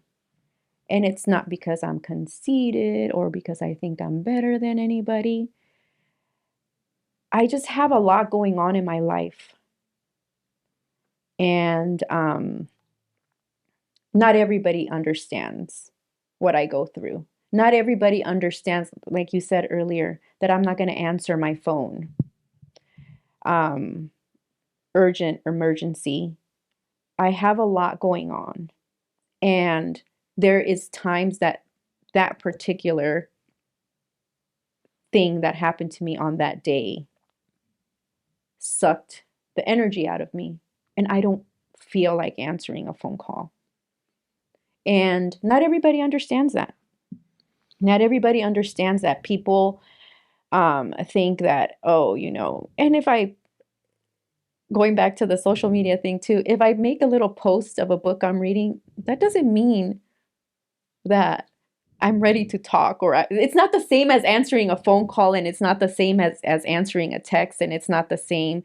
And if you don't understand that, and I don't really even want to run into that, you know, miscommunication, because I just, I'm very limited with the people, and it's fine like that with me. If people don't choose not to be around me, I don't take it personal.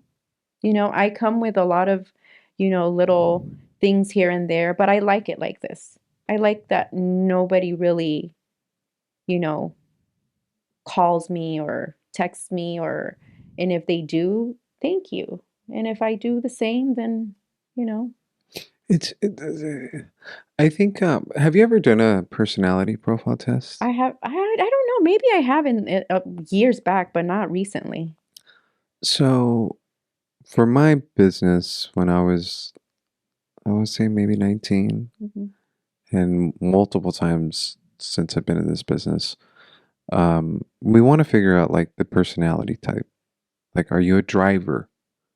Right? Like, are you like meaning you get stuff Yeah. done? Sometimes impulsive. Are you an influencer where you're the talker, always talking, Mm-hmm. like talking to people?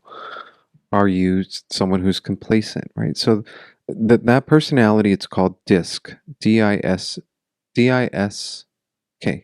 No, DISC. I'm sorry, Hmm. DISC. Tony Robbins has one. Like you could take it, and the thing about it, sometimes when you're taking these tests, it's like you start seeing that the questions are being asked in different ways because it's trying to see if you're trying to answer a certain way. And what it Mm-hmm. says at the end of the day, it's this is you are naturally, and this is who you are adaptively. Like when Mm-hmm. you're around groups, when you're around people, when you work with people, how do you adapt to others? And what it tells you when you get your personality profile is how your personality can end up meshing with other personalities. Like if you're working with someone who is an influencer, this is how you approach them. This is what works for them. Because many times we're focused on ourselves, right? Who am I? How do I do this? Mm-hmm. Like again, I like things. If I ask you a question, where do you work? I want you to answer me Walmart. How long have you been there? 2 years. That's what I want. That's how I like to receive information Mm-hmm. when I'm talking like Right. business stuff. Um, but as soon as I ask you a question, if you don't answer it that way, I know what type of personality you are. Mm-hmm.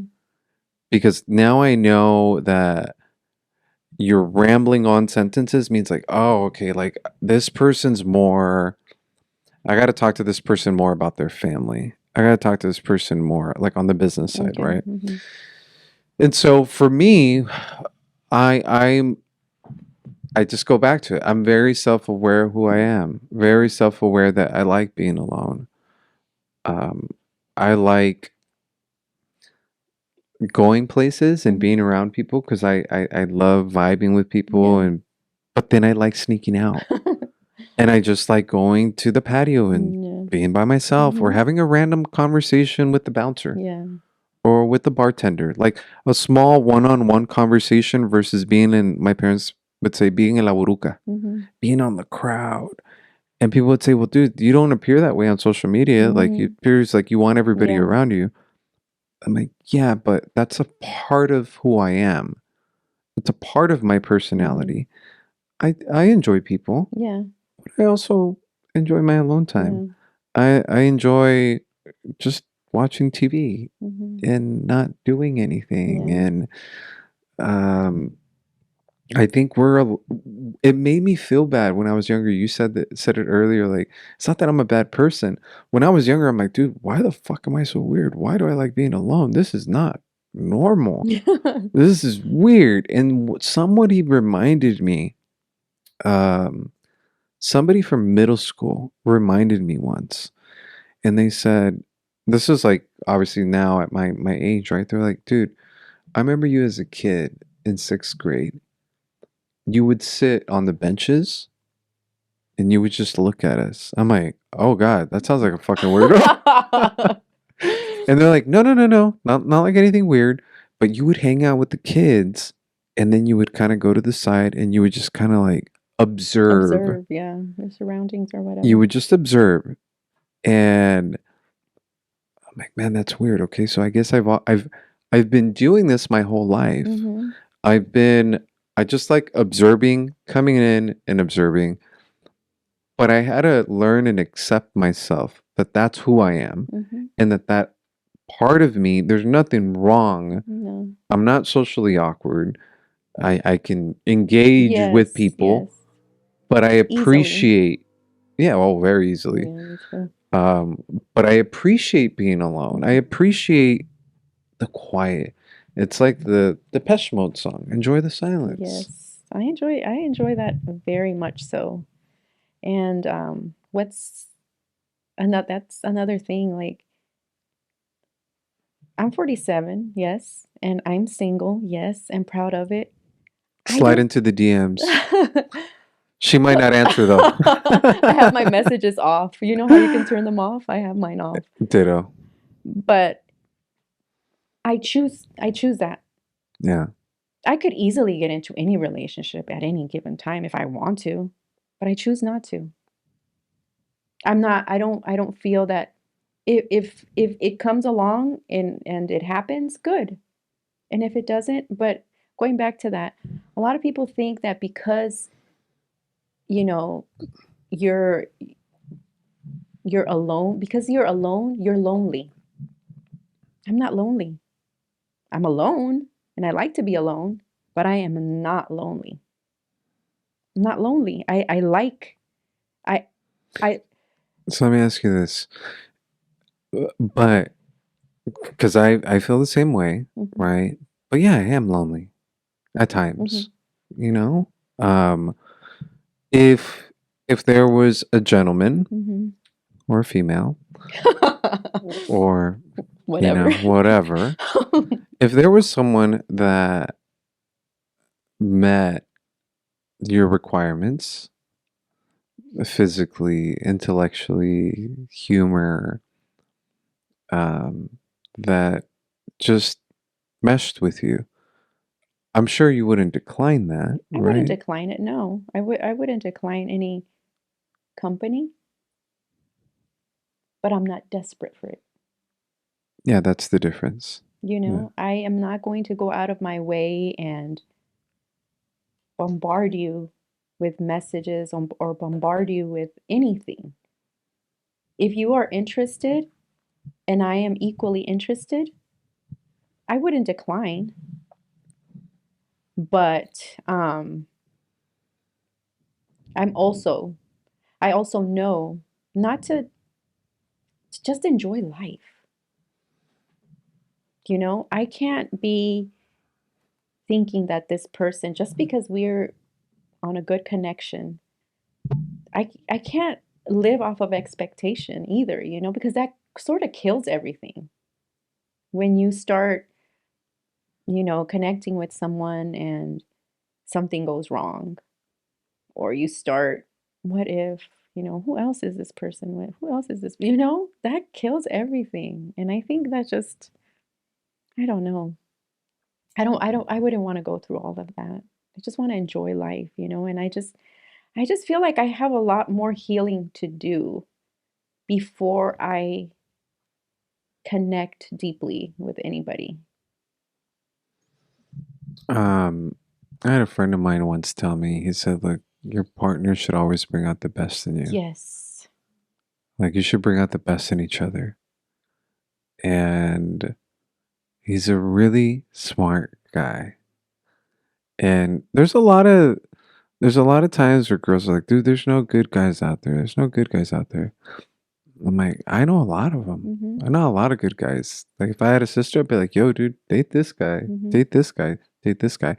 But there's a lot of dudes that be like, do not talk to any of these motherfuckers, because there's a lot of dudes that are just not there yet, Yeah. right? They're definitely not there, like Mm. maturity wise. They're still not someone who I would like ask my sister or my daughter to Yeah. date. But for the ladies out there, there's plenty of good men if given the chance. Mhm. Um, and for the dudes, there's plenty of nice ladies out there, but you gotta grow the fuck up. I think I would never sit here and bash men because there's no reason to. We're not perfect. We all are growing.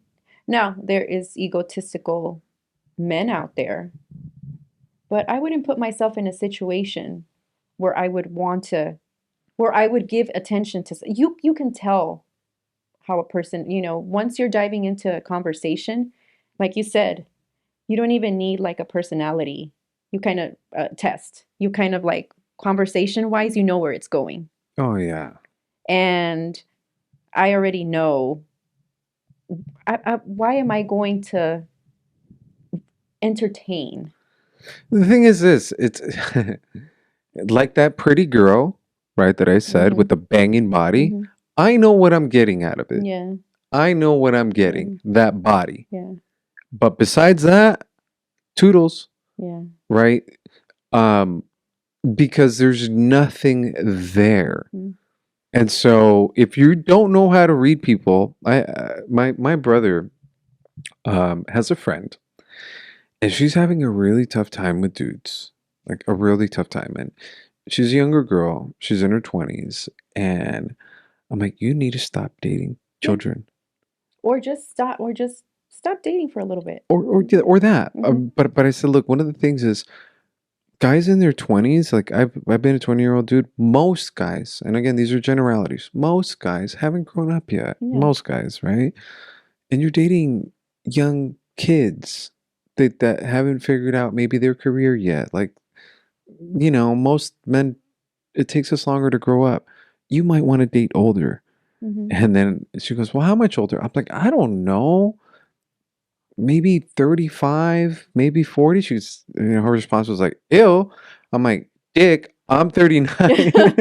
She goes, yeah, but you don't look, uh, that old. I'm like, it doesn't matter. But what I'm Yeah. saying is, it's usually the flip side. Then guys want to date the younger girls because of their bodies and looks, but it's the same. My whole thing is if you can't hold a conversation, you can't be my friend, you don't have Yeah. humor, you don't have a good head on your shoulders, then I know what it's for.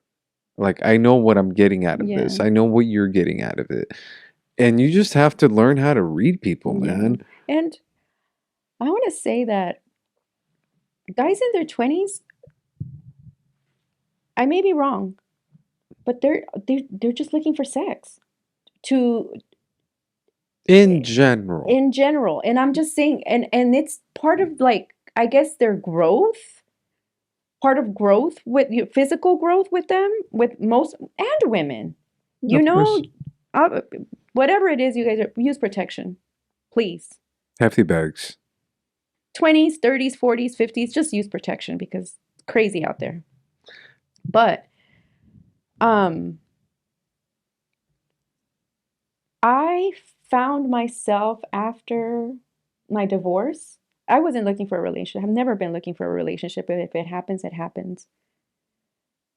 But I was never, ever expecting to get hit on by guys in their 20s, in my 40s. I was, I was shocked. I didn't know how to respond. And these little fuckers are bold. They are Yes. bold. Do it, guys. I was like, I could be your mom. I'm older than your mom. You could be my son, nephews. I have nephews your age. My son is 23. But they're looking for sex. That's what they're looking for. You're gonna tell me they're gonna take me home and introduce? Oh, this is mi novia, pero está mayor que tú. I I was mean, does it happen? Have I seen stories where women are in their late 40s or 40s and their boyfriends are 25? Yes. I mean, I share these stories with my mom and she's like, pues ha pasado. I said, sí, pero en realidad, ¿cómo tú piensas que se siente like la mamá y, porque I'm not gonna have your kids. There is no way I'm having any kids. I think it depends on the maturity level of the 20-year-old, right? Yes, And I so completely agree. Yes. there's, I mean, dude, there's like 50-year-old men that I know that are fucking like Worse way than the worse, 20-year-olds. way worse. Yes. Um, but in general, yes, that's what 20-year-olds are looking for, and more power to them. Shit, I was 20, and that's exactly what was on my mind. It Yeah. was fun, um, and it's. I think it's I don't know. Some people have a time frame. I think the unfortunate part for girls is that when I have kids, they have the biological Yeah, clock, you know, ticking or whatever. ticking that sometimes makes them settle, or sometimes makes them put a career first, and then afterwards they're like, oh shit, like now I really got to figure out, and Yeah. then they end up settling. It's like, but it's all part of growth. It's all part of finding, I think, who you are. I think sometimes, even for myself, my 20s were, I drank in my 20s, right? I don't drink anymore. And sometimes I think, damn, dude, the people that met me in my 20s, they might have a certain perception of me. I mean, 100% they Well, have a certain yeah, yeah, yeah. perception of me. They met a version of you. They met a version of me, but you can always Oh change. yeah, You can, always. all it takes is, you know how like we all do New Year's resolutions, right? Hmm. Supposedly. Oh, because it's the start of a new year. Hey, it's the It's start of a new day. every day. Every day you get to choose how you're going to live that day. Are you going to be grateful? Or are you going to be bitter? You know, are you going to smile? Um, I just, I don't know. I want to be happy. And I know it's all falling apart. Like literally from the day you're born, you start dying. Hmm. But I want to smile Yeah. and I want to look at the good in people. I want to see, uh, I want to see happiness in my own life. And so I try personally to see that in everyone else. And I think everybody has value. I think everybody has unique circumstances that got them to where they are. Hmm. And we don't know what people are going through, have been through. That someone said a statement that said, don't look at the man for where he's at on the street because you don't know what got him there. Like what trials and tribulations he went through to end up as a bum on the street. Right. What happened? Like you don't know. It could have been drugs, could have been alcohol. Yeah, but it could have also been A, B, C, D, and a whole many other things that got him to that position. You never know if you're going to end up going through that. So Right. don't judge them for that. Hmm. Um, so one thing I wanted to ask you before I forget, because I know you said that you fight for injustices when you see them, and I've seen some of your stories. Um, And I think I'm the same. When I see something, it's like, yo, like, this is not cool. Like, you have to stop it Hmm. or you have to say something. For you, what are some of the injustices that I think that you see going on right now that, like, That are very triggering. There's a lot. There's a lot of injustices every day, you know. For example, the genocide going on in Palestine, and that's just very triggering to me. You know, I another reason, you know, that I wake up grateful every day. There's families, their kids being killed, tortured, bombed. No one deserves that. What gives anybody the right to do that to humankind? To try to get to rid of of of people. Um, those are the kinds of things that trigger me, that bother me every day.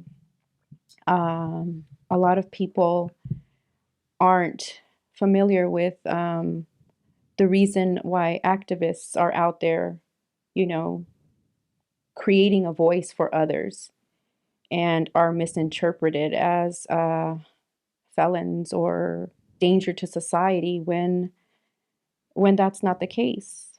Um, they've taken many approaches in stating the injustices, but not once have they terrorized, have they been doing anything at gunpoint to anybody, but yet they are treated as such. So I think just in general, so many things that are going on right now. Um, right now, the most that I've heartfelt with was the Justice 8, the activists that got arrested or that got their homes got invaded. for pretty much protesting and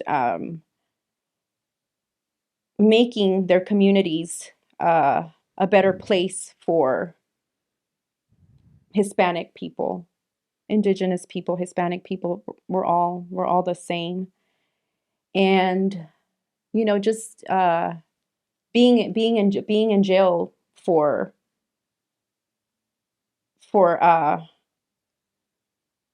things that they didn't do, for being accused of things that they did. It just makes me laugh because it's pathetic, the things that they're putting on them that aren't even, that it's all false.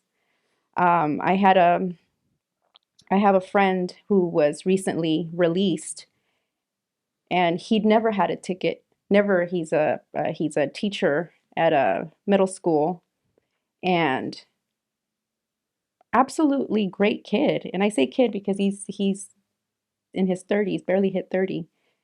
Offers so much potential to his community and just teaches us, he taught me a lot, and he's a younger kid, about indigenous culture, traditions, and just in general who we are.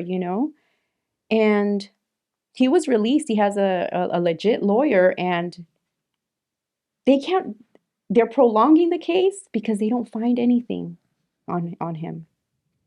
And those are the things that are, that keep me shaky. And I'm like, I can't believe we live in a world like this. Um, it's funny and not funny, but like it's just my term of words. That's how my dad is, right? My dad will just tell me stuff.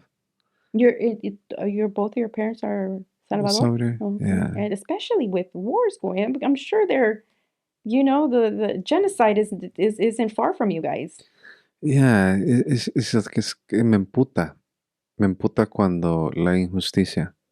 Me emputa que un cabrón me dice por por ser lo que es, sea policía, sea judicial, sea lo que sea, que se impongan sobre mí como persona. Yo Ujú, soy persona. sí. So my dad gets very passionate about it. So my question, although I agree, right? I agree that, like, dude, like, what are you fucking kidding? Like, that is our right to protest, Hmm. right? 100%. And then you have false charges, and I know what that looks like, Yeah. right? I know what it is for a police officer to say stop resisting, and you're not resisting, and they're the ones literally hurting you. Yeah. And I know they're trained to say that loud so others can hear while they tussle with you. So I don't disagree with that.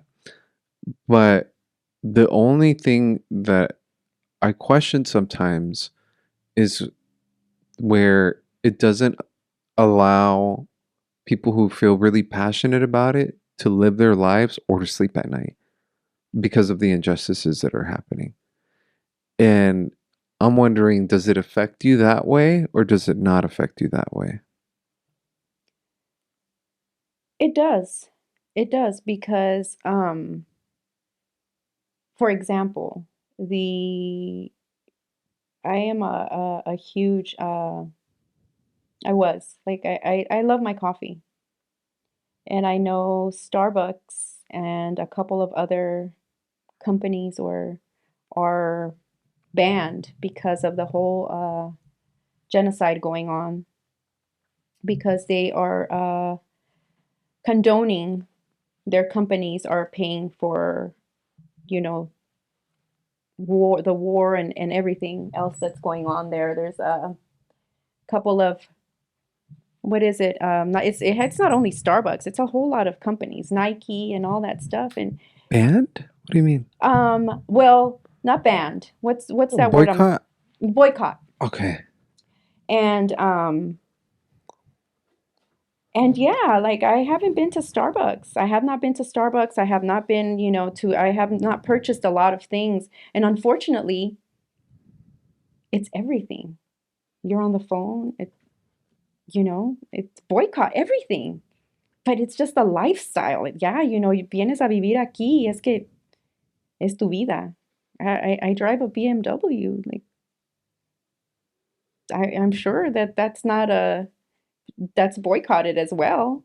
Pero But que boycotted by who? by the whole war that's going on. They're what is it? I don't know, and I apologize in advance if I'm not No, it's explaining okay. this correctly, but por ejemplo, ellos um, son parte de las armas, que pagan de las armas que son y todo lo demás going towards there. So part of whether it's the guns, the bombs, they are condoning everything with their money, with Uh-huh. their funds.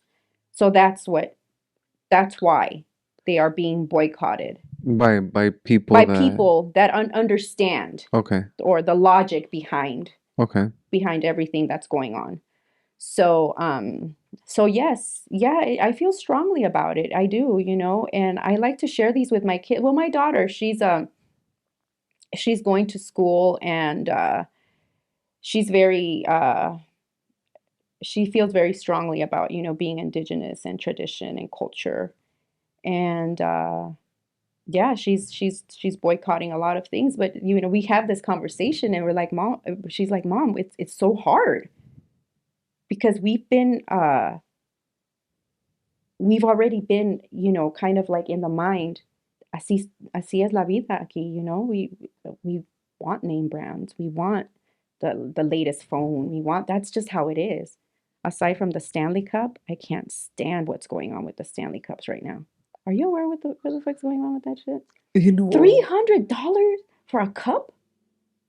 I mean, People fighting at Target, and but it's a whole nother subject. it's. I mean, that's the thing, right? Like sometimes people ask me, kind of like what you just did right now.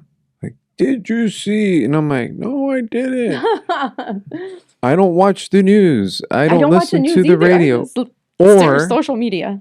do I ever catch onto trends, like stuff that's trendy? Hmm. Because a lot of times it's triggering, Very right? triggering. It could really hit a nerve. Um, and so I try to filter everything out. And I know what's happening with the war, Hmm. right? To the degree that Palestine, Israel. That's all I know. And I know that the United States supports Israel. And then I know that that's not the whole story, right? Like I understand that from a historical standpoint. I have friends that are from Palestine. I also have friends that are Jewish, and it's like, like from them their own perspective. But when it comes to my social media, I ain't watching that shit. I don't want to hear that shit. I don't want to know about that shit. Why? Because it didn't affect me. And I know that sounds so harsh, right? I know it sounds like very cold, but I'm very protective of my happiness. That thing of like being appreciative of like what I have Hmm. versus what's going out there. I can't change it. There's no way I could change it. Literally zero post on my side. Zero, people would say prayers, right? And I understand. I understand people who are passionate about it. And sometimes I'm like, man, I've gone down those rabbit holes before. Like I'll give you my example when um, Trump got elected, right? I was watching Fox News, and then I would flip to CNN, Hmm. and then Fox, and then CNN. I'm like, oh, I'm smart because I'm looking at both Hmm. sides, right?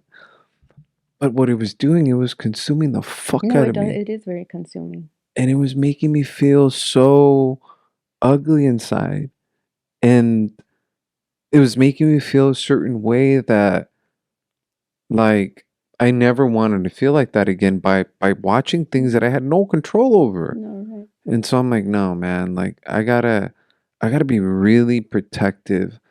Um, but I end up having the same situation that you're having, and Hmm. so I was wondering if it's something that like if it eats at you, or do you find a way to channel it, or do you find a way to I think, what do you do to I think to me in general, sometimes social media in itself takes a toll. yeah, Sometimes I just have to disconnect. I don't, occasionally I'll deactivate, but it's very rare. Sometimes I just don't, you just don't check yeah, it. I just don't check it. I'll just, log out for a couple days because it is. Does it consume me? Yes. Do I feel like overly stimulated? Yes. And it's not a good feeling. It's not. Especially knowing that even though you want to believe you're making change, it's like you're reminded that nothing's changing. It's like what your daughter said. It's like everybody's so conditioned to like accept so many things. It's like whatever I do is not like then it becomes like existential. Like what am I doing? And so then Yeah. I'm like I can't even look at this shit. I don't want to I don't want to see about it. I don't want to see it. I don't want to hear it. Um because not everything that we see is 100% accurate, right? Like not everything we hear is 100% accurate. It just depends on which channel you're on, Hmm.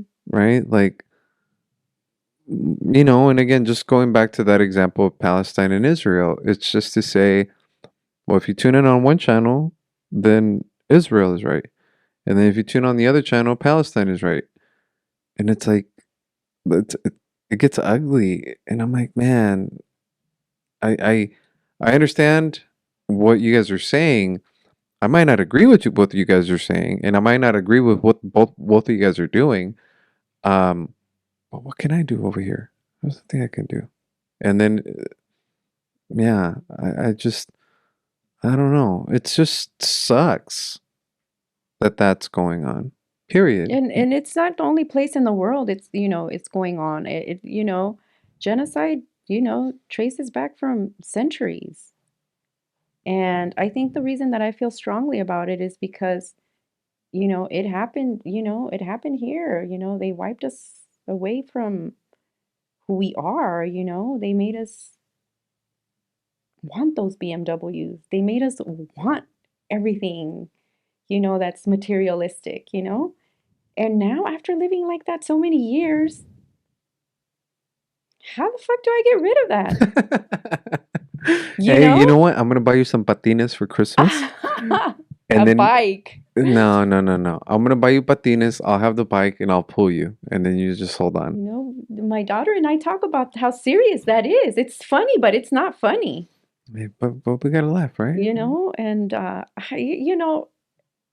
like I said, I just want to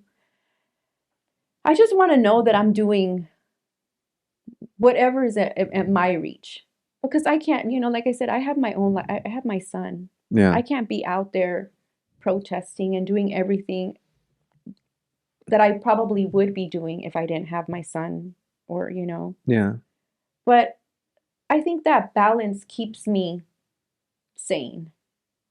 The fact that I'm here and I'm doing the job that was brought to do, which is my son, and just a little bit here.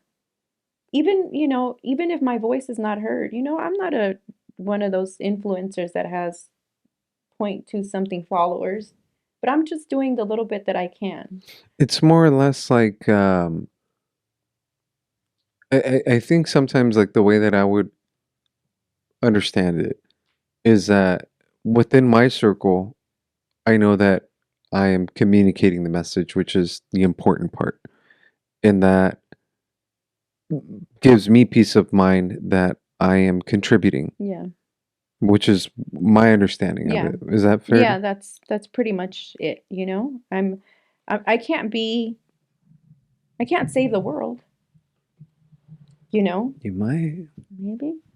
But, just knowing that I'm little things here, you know, changing myself, changing my thought, raising my kids to acknowledge these things. Even my son with special needs, he understands. He understands, and that is more than enough for me, for them to hold that knowledge and not be ignorant to it, because you see a lot of kids. It was so funny the other day I was on TikTok, and you have these kid influencers that have millions of followers, right? And the kid was sipping on Starbucks or whatever. And a lot of kids his age were aware of what was going on, and burst his little bubble. They were putting Palestine flags and the whole boycott thing.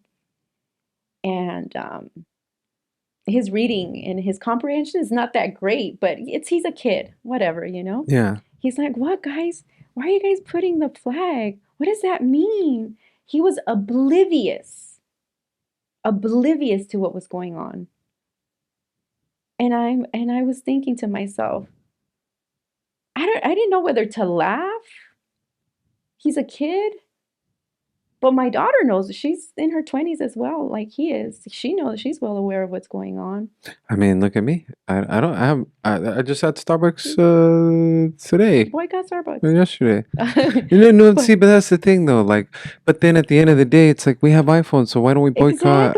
exactly, and it's at this point, like, what are we supposed to do? Todos estamos what is that word? Condicionados? Sí, pues es que así, that's just the way it is. I Oh, it mean, was yesterday. It was yesterday, Starbucks. I didn't have it today. what, the Starbucks? Yeah, it was yesterday. Someone brought it to me, so yeah. And yeah, cuando te traen regalitos, te traen un Starbucks o algo así, Pero me que, gusta mi regalito que tú me trajiste tú. oh, Pero, and I don't want to change the subject, yes, but I don't want to forget. I want to say thank you yes, for of mi course, regalito. yes. Mi regalo. I don't know if you guys can see that. Tell me what it is. The- though saging is huge to me. Okay. I am a firm believer in cleansing yourself energetically.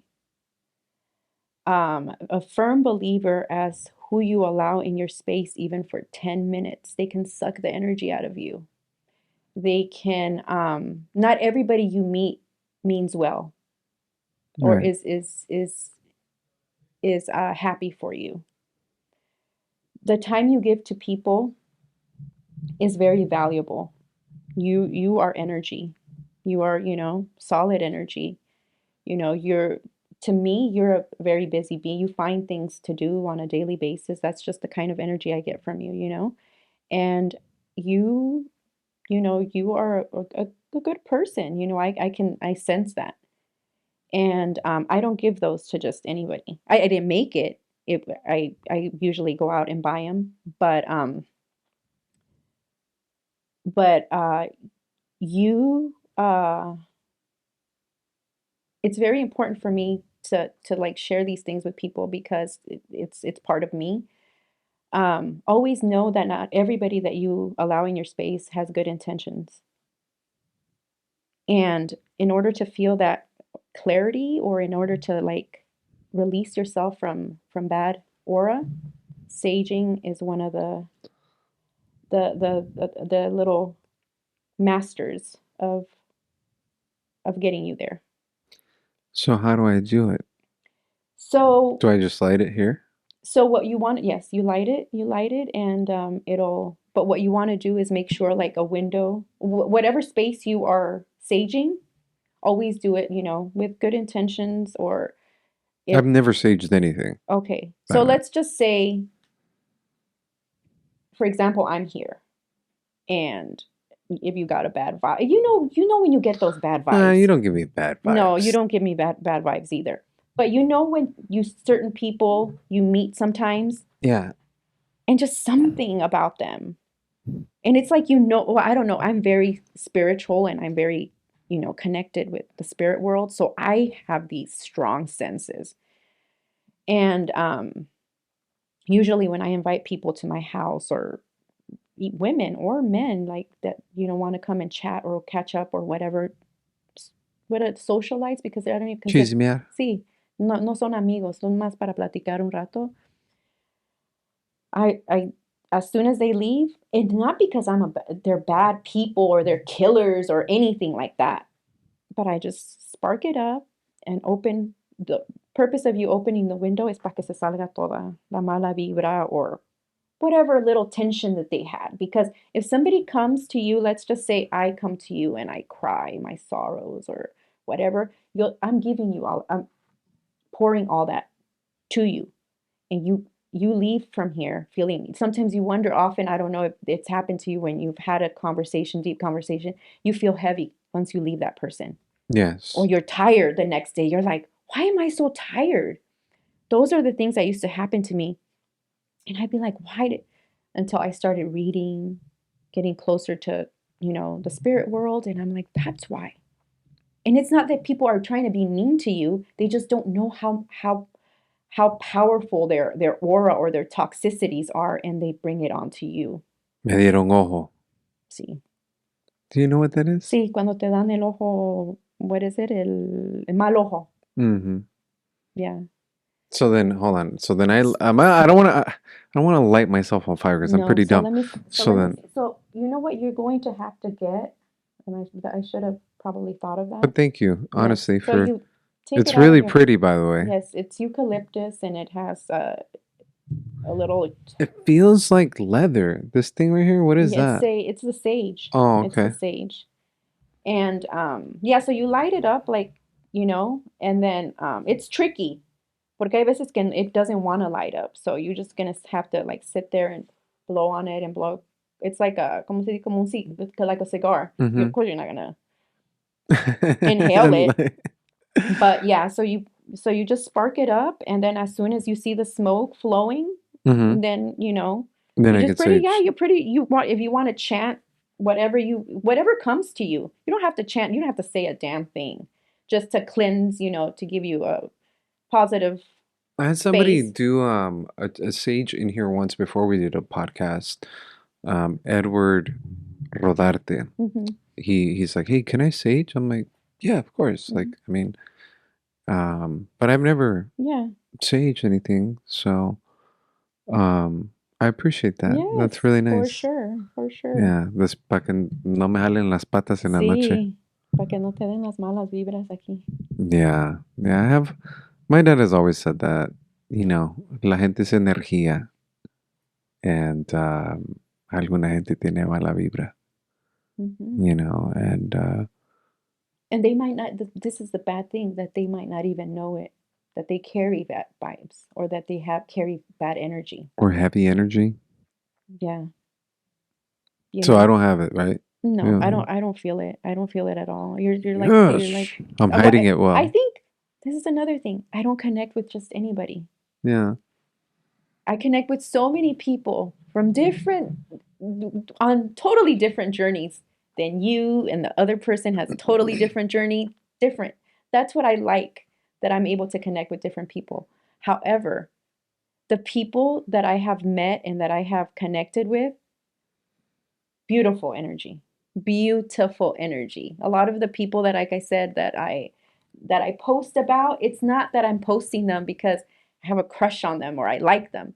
They just taught me a lot, you know? And I stand for people like that. If you stand for something and you are a powerful person in your own way, I don't care if you are what you're doing, but you stand for something. That's very important. You standing for something is very important to me. And I, take care of that because not everybody has it.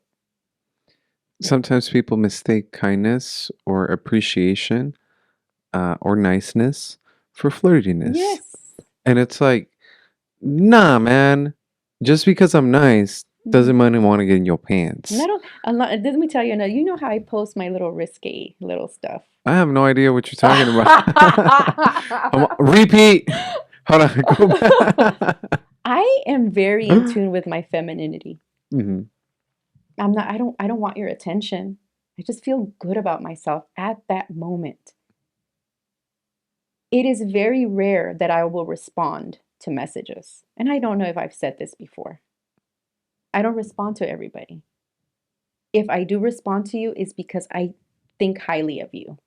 I like you.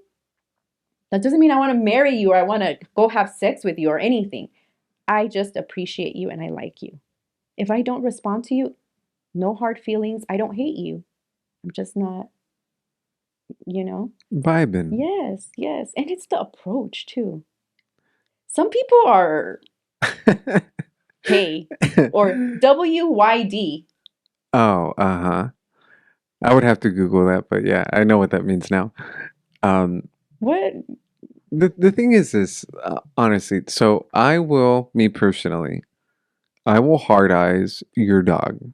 Okay, if you have a dog, hard eyes. Hmm. I will hard eyes a sunset. I will hard eyes the risque stuff. Hmm. So my spectrum of hard eyes, it's just like, oh, that's nice. Oh, that's nice. Oh, that's nice too. But it's not like how you doing, Yeah. because that's just how I do But my. even if I were to get a message like that from you, I understand it because y- even though I didn't know you personally and now Yeah. I do, Hmm.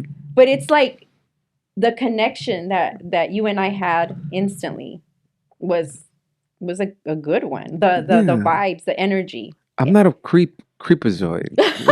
Like I'm not a. Yeah, I'm not a.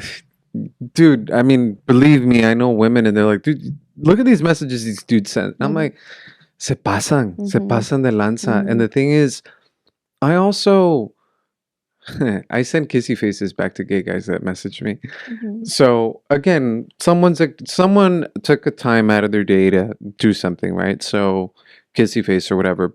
When it makes me uncomfortable is cuando se pasan. Like Hmm. especially guys. Hmm. Women I can tolerate. Like it's not that big of a deal.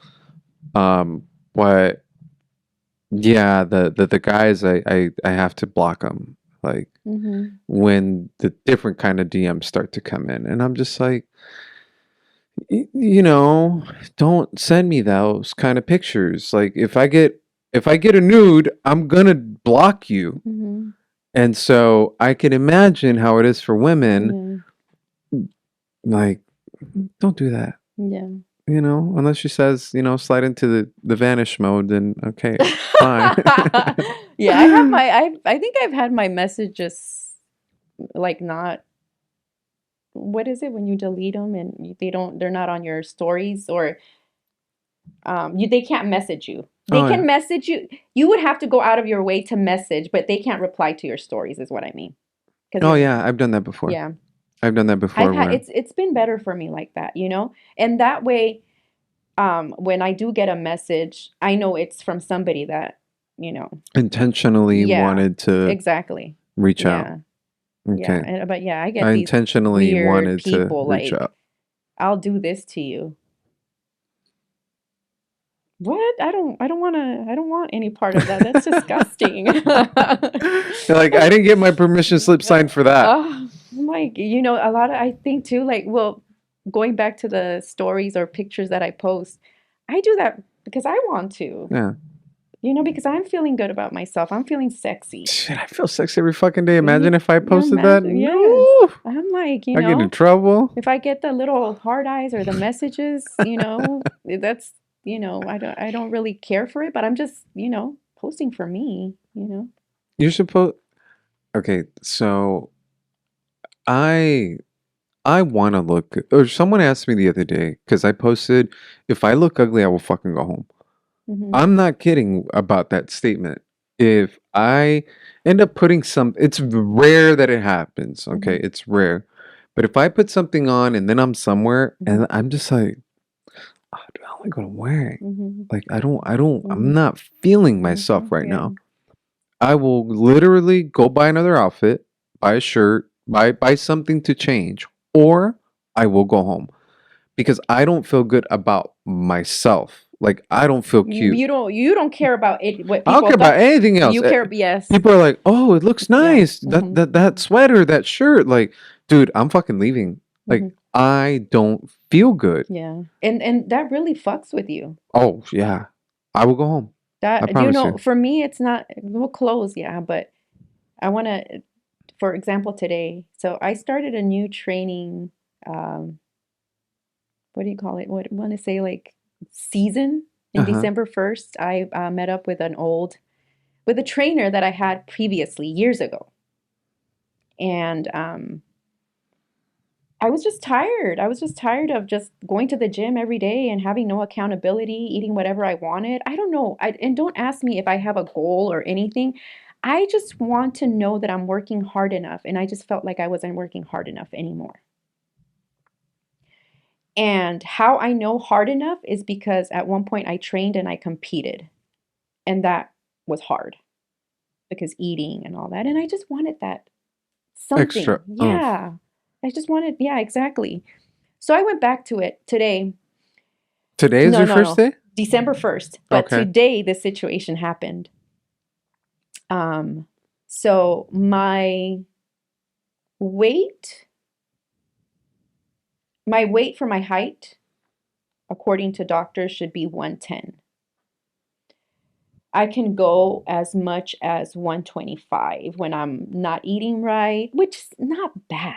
Okay. It's not bad. I know I over exaggerate, but we're talking about how you felt with the clothes. I'm talking about how I felt. I know how I've looked when I've really worked hard and put the eating and the working out and all that stuff. And I know. So, mind you, we went back, we're training hard and everything, right? We're doing everything properly, but he has to remind me every day, remember that eating is key. I need you on a high protein. He said, I'm not going to give you meals. You are an adult and you know what to eat. That's hard. So, last night I had a complete crazy episode. I don't know what happened to me. I was feeling tired. I worked out really hard. I'm working out 7 days a week. I'm trying to see result. My trainer's like, we're competing in December. I'm no, we're not. No, we're not. I'm not. I don't want to. So hard. But anyway, um, we weighed. Last week he weighs me in every week. Last week I was at 150, 118, and I stayed at 118. He wants to get me to 115 and maintain and keep training. Yesterday, I no sé qué me pasó. Me dio una hambre. And I said, okay, I'm going to eat a protein burger, one. And then, I ended up eating three. And it's not like I was eating a hamburger with fries and all that, but you self-sabotage yourself. Today, me sentía así. Cuando llegué al gimnasio, así me sentí. And it's just a mind thing. And I know it's not okay for me to be thinking like this because, I know I'm healthy and I want to say that I look great especially for being 47. And I get to the gym. I know I get to I get to the gym and he weighs me and I'm at 123. And he's like, "What happened?" And I told him, I said, "I ate like shit yesterday. I ate. You told me don't eat after a certain time and I indulged." He said, "I'm glad you did that though, because now you know the results of what is going to happen." I felt so bad. I felt so bad. I felt so bad, so ugly, so everything, over not having self control. I knew what I was doing. I knew exactly what I was doing. You're like, And I got till December.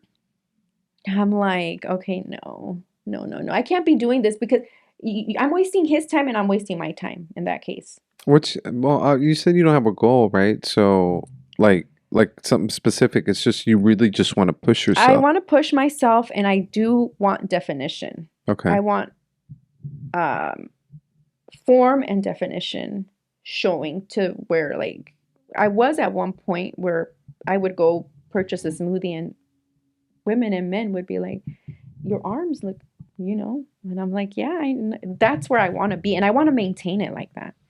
But it's not easy. It's not, man. See, that's one of the things about working out. I started working out again Tuesday last week.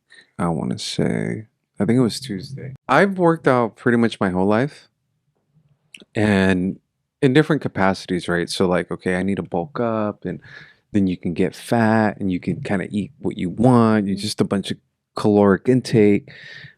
And then I've also trimmed down where it's like, man, a lot of cardio. So, like, all my life, I've Mhm, always played sports. So mhm, I'm not an expert, 100%, not an expert. But I know how to change my body, and I know how to change my body rather quickly. But one of the things that me personally, I don't want to live on is on a regimen to look so cut that I can't eat what the fuck I want. Mm-hmm. I'm like, I'm not doing it because I know how hard it is. It's commitment. It's it's not the working out that gets you the abs. It's So what you're you eat eating. and Mm-hmm. how how you sleep. Mm-hmm. Are you resting enough? Are you eating the right food, The right amount, the right amount? especially También. for women. For women, it's a lot harder. Yes, it is.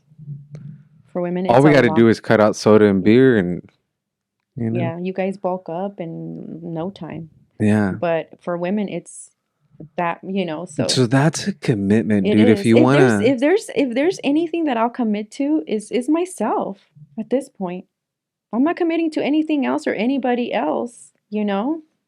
And why not? My life is pretty much how it is every day. I take care of my son. I get paid. That's my job. I get paid to take care of my son. For many years, my job title and career was working with families and children, whether it be at school district or the county. I did that for 18 years until I found out about this program that actually paid me to take care of my son. Had I known about this program sooner, I would have done it, but it fell where I needed it. So I take care of my son, and for the most part, he does need care, but for other parts, like he likes to be home alone too. yeah. So when I go to the gym, he enjoys his time alone, and How long are there's you at the gym for? Like how much? Like it seems to me an like hour, you're at, 1 hour and a half a day, okay. 1 hour and a half a day. I was in the gym longer when I didn't have a trainer. See, again, and kudos to you Mm-hmm. because I can't do that. Mm-hmm. That's one of the things that me personally, I hate Mm-hmm. going to the gym because of how long it takes. Right? So the drive there, then going into the maybe having a locker, and then going on the treadmill. Pre By the time you get done with the treadmill, it's time for you to go home. I think for the average person. dude, and then it's like you're on the treadmill or you're on the stairmaster, and then you have to work out, and then this machine's being taken up by this person. And so Mm-hmm. you're always finding different, like you have to substitute sometimes, Mm-hmm. right? Can I jump into your set Mm-hmm. after that? Then go to the sauna. It's 2 hours. Mm-hmm. I'm like, I don't have 2 hours. Yeah. So 30 minutes a day keeps the panza away. Mm-hmm. And if you eat right, which I don't necessarily eat right, but I don't overindulge. That's one thing that my mom, the rareness of my mom. Many Hispanic families serve you the biggest plate, and then Mm-hmm. they serve you seconds, and then they keep. You Yeah, want yeah. more? Do you want Mm-hmm. more? My mom was always like, "Comete eso. If you want more, I'll give you more." But it's small portions. It was Mm-hmm. always small portions, and so um, I fast every day. So like today, actually, I did eat. Today, I ate around 5 because I know I was in a film with you. I'm Mm-hmm. like, dude, fuck, because otherwise, that was the only meal that I ate today. Yeah. Um, but I fast every single day. I drink. I don't know how much water. Like all day long is I drink water and caffeine. That's Mm-hmm. my intake. Water, caffeine, water, caffeine. And so my whole thing is don't get fat. In my mind, Mm-hmm. don't get fat. Don't get fat. Don't get fat. But then when I look at myself in the mirror, and then I look at it like a picture of me a year ago, because a year ago I was Mm-hmm. working out like I should work out. I'm like, ew, Mm-hmm. I gotta lose weight again. And people will tell you or tell me, oh, you look great. You Mm-hmm. look great. And I'm like, I don't fucking feel great. That's what my trainer told me today. He said, he's like, what do you mean? He's like, he said, I wouldn't lie to you. I will tell you, yes, certain areas need work. He said, but you look great. And it would get me more mad when he would tell me But that. you know what you look like when you are on it. And that's the When I part. am, yes. And listen, these pants, In September when I was just me working out, wasn't watching what I was I mean, like you said, I don't overindulge. These fit good. Now I put them on today and I was like, "Oh my goodness." So I this is what makes me happy, Yeah. you know? And it's just it's a personal thing. Nobody it's not for everybody. I would never pull anybody aside and have you ever thought of working out? Have you ever thought of, no, no, no, no, because it's a personal thing, You gotta feel yeah, good. You gotta feel yeah, good. like whatever makes you feel good, more power to you. As long Yeah. as you're not harming anybody else and you're doing good to yourself, go Yeah. right on ahead and do what you got to do for you. Um, I like your bracelet. I like your tattoos. I already complimented your boots. Thank you. Um, is there anything that you think that you'd like to share that I may not have asked you? Anything that you want No. to tell people or that you want to tell me? Um, No, I'm just, I just wanted you to know, and I think when we talked about the sage, I think pretty much told you, that how I felt about you, and it's very rare that I accept, messages or I accept invites, and I think I kind of, I want to say I kind of invited myself to this because I just started seeing, the other podcasts you had with other people, and they were just funny and interesting, and we all have different, paths of lives that we live with, and, nobody's to judge. And I just think, you are one of those friends that is able to provide that little, um, this little area. And I thank you for allowing us to come over here and share a little bit of our lives or what our beliefs and, with no judgment, with no judgment. And, um, whether we have the same beliefs or we don't or whatever, we are human, and I just think that, you're a good person, and I appreciate you being on my feed with your dances or it's just happy shit, I appreciate that. I don't need to be no offense to anybody, but I don't care about your flashing money. I don't care about, first of all, I don't follow people like that. As soon as I'm not feeling their energy, it's a wrap. But I try to follow positive people. Whatever it is they're doing in their life, that's their goals, that's there. But hearing the music too, like the music that you're dancing to, I'm like, damn, I haven't heard that song in a long time. And I'm just kind of like, yes, no, but I appreciate you, and I commend you on your career, and like your art. You find time to do so many things, and that's rare in a person. You're making me blush now. A lot of people go to work 9 to 5 job and they're done. You know what I mean? And you just seem like you're just always, you know, trying to do something, and not and you share it. That's that's really that's I think that's really a beautiful trait, I that appreciate that that. you And when I asked if there was anything that you wanted to say, I didn't mean compliment me. No, Okay, no, I no, didn't mean no, that no, that no, way. no. I understand, but I Yeah. just had to, I Oh, think for thank you. me, I just needed to get that across because um not just for me or just in general. It takes a lot for me to connect with people. Like I said, I'm a very spiritual person, and I don't buy into just anything. And I just feel your vibes are just genuine, and you know, I like you. Well, I like you too. It's I like the way I look at things, man. Um, you know, we all have the same 24 hours in the day, and some of us have more on our plate than others, right? We have more to eat, Hmm. which means some of us have to get up earlier than others to eat all our entire plate. Hmm. Some of us have to go to bed later than others to eat our entire plate. And some of us have to ask our friends to help us with the food on our Hmm. plate. And so my platform what I like to do is I just see the best in people and I want to be able to help highlight them and I want others to be able to see that like you're not alone eating that plate Mm-hmm. and you can bring others along with you. Right. Angel said it's like going up the stairs of life, you know? Just reach down and help somebody else come up with you. Right. And I do fill my time.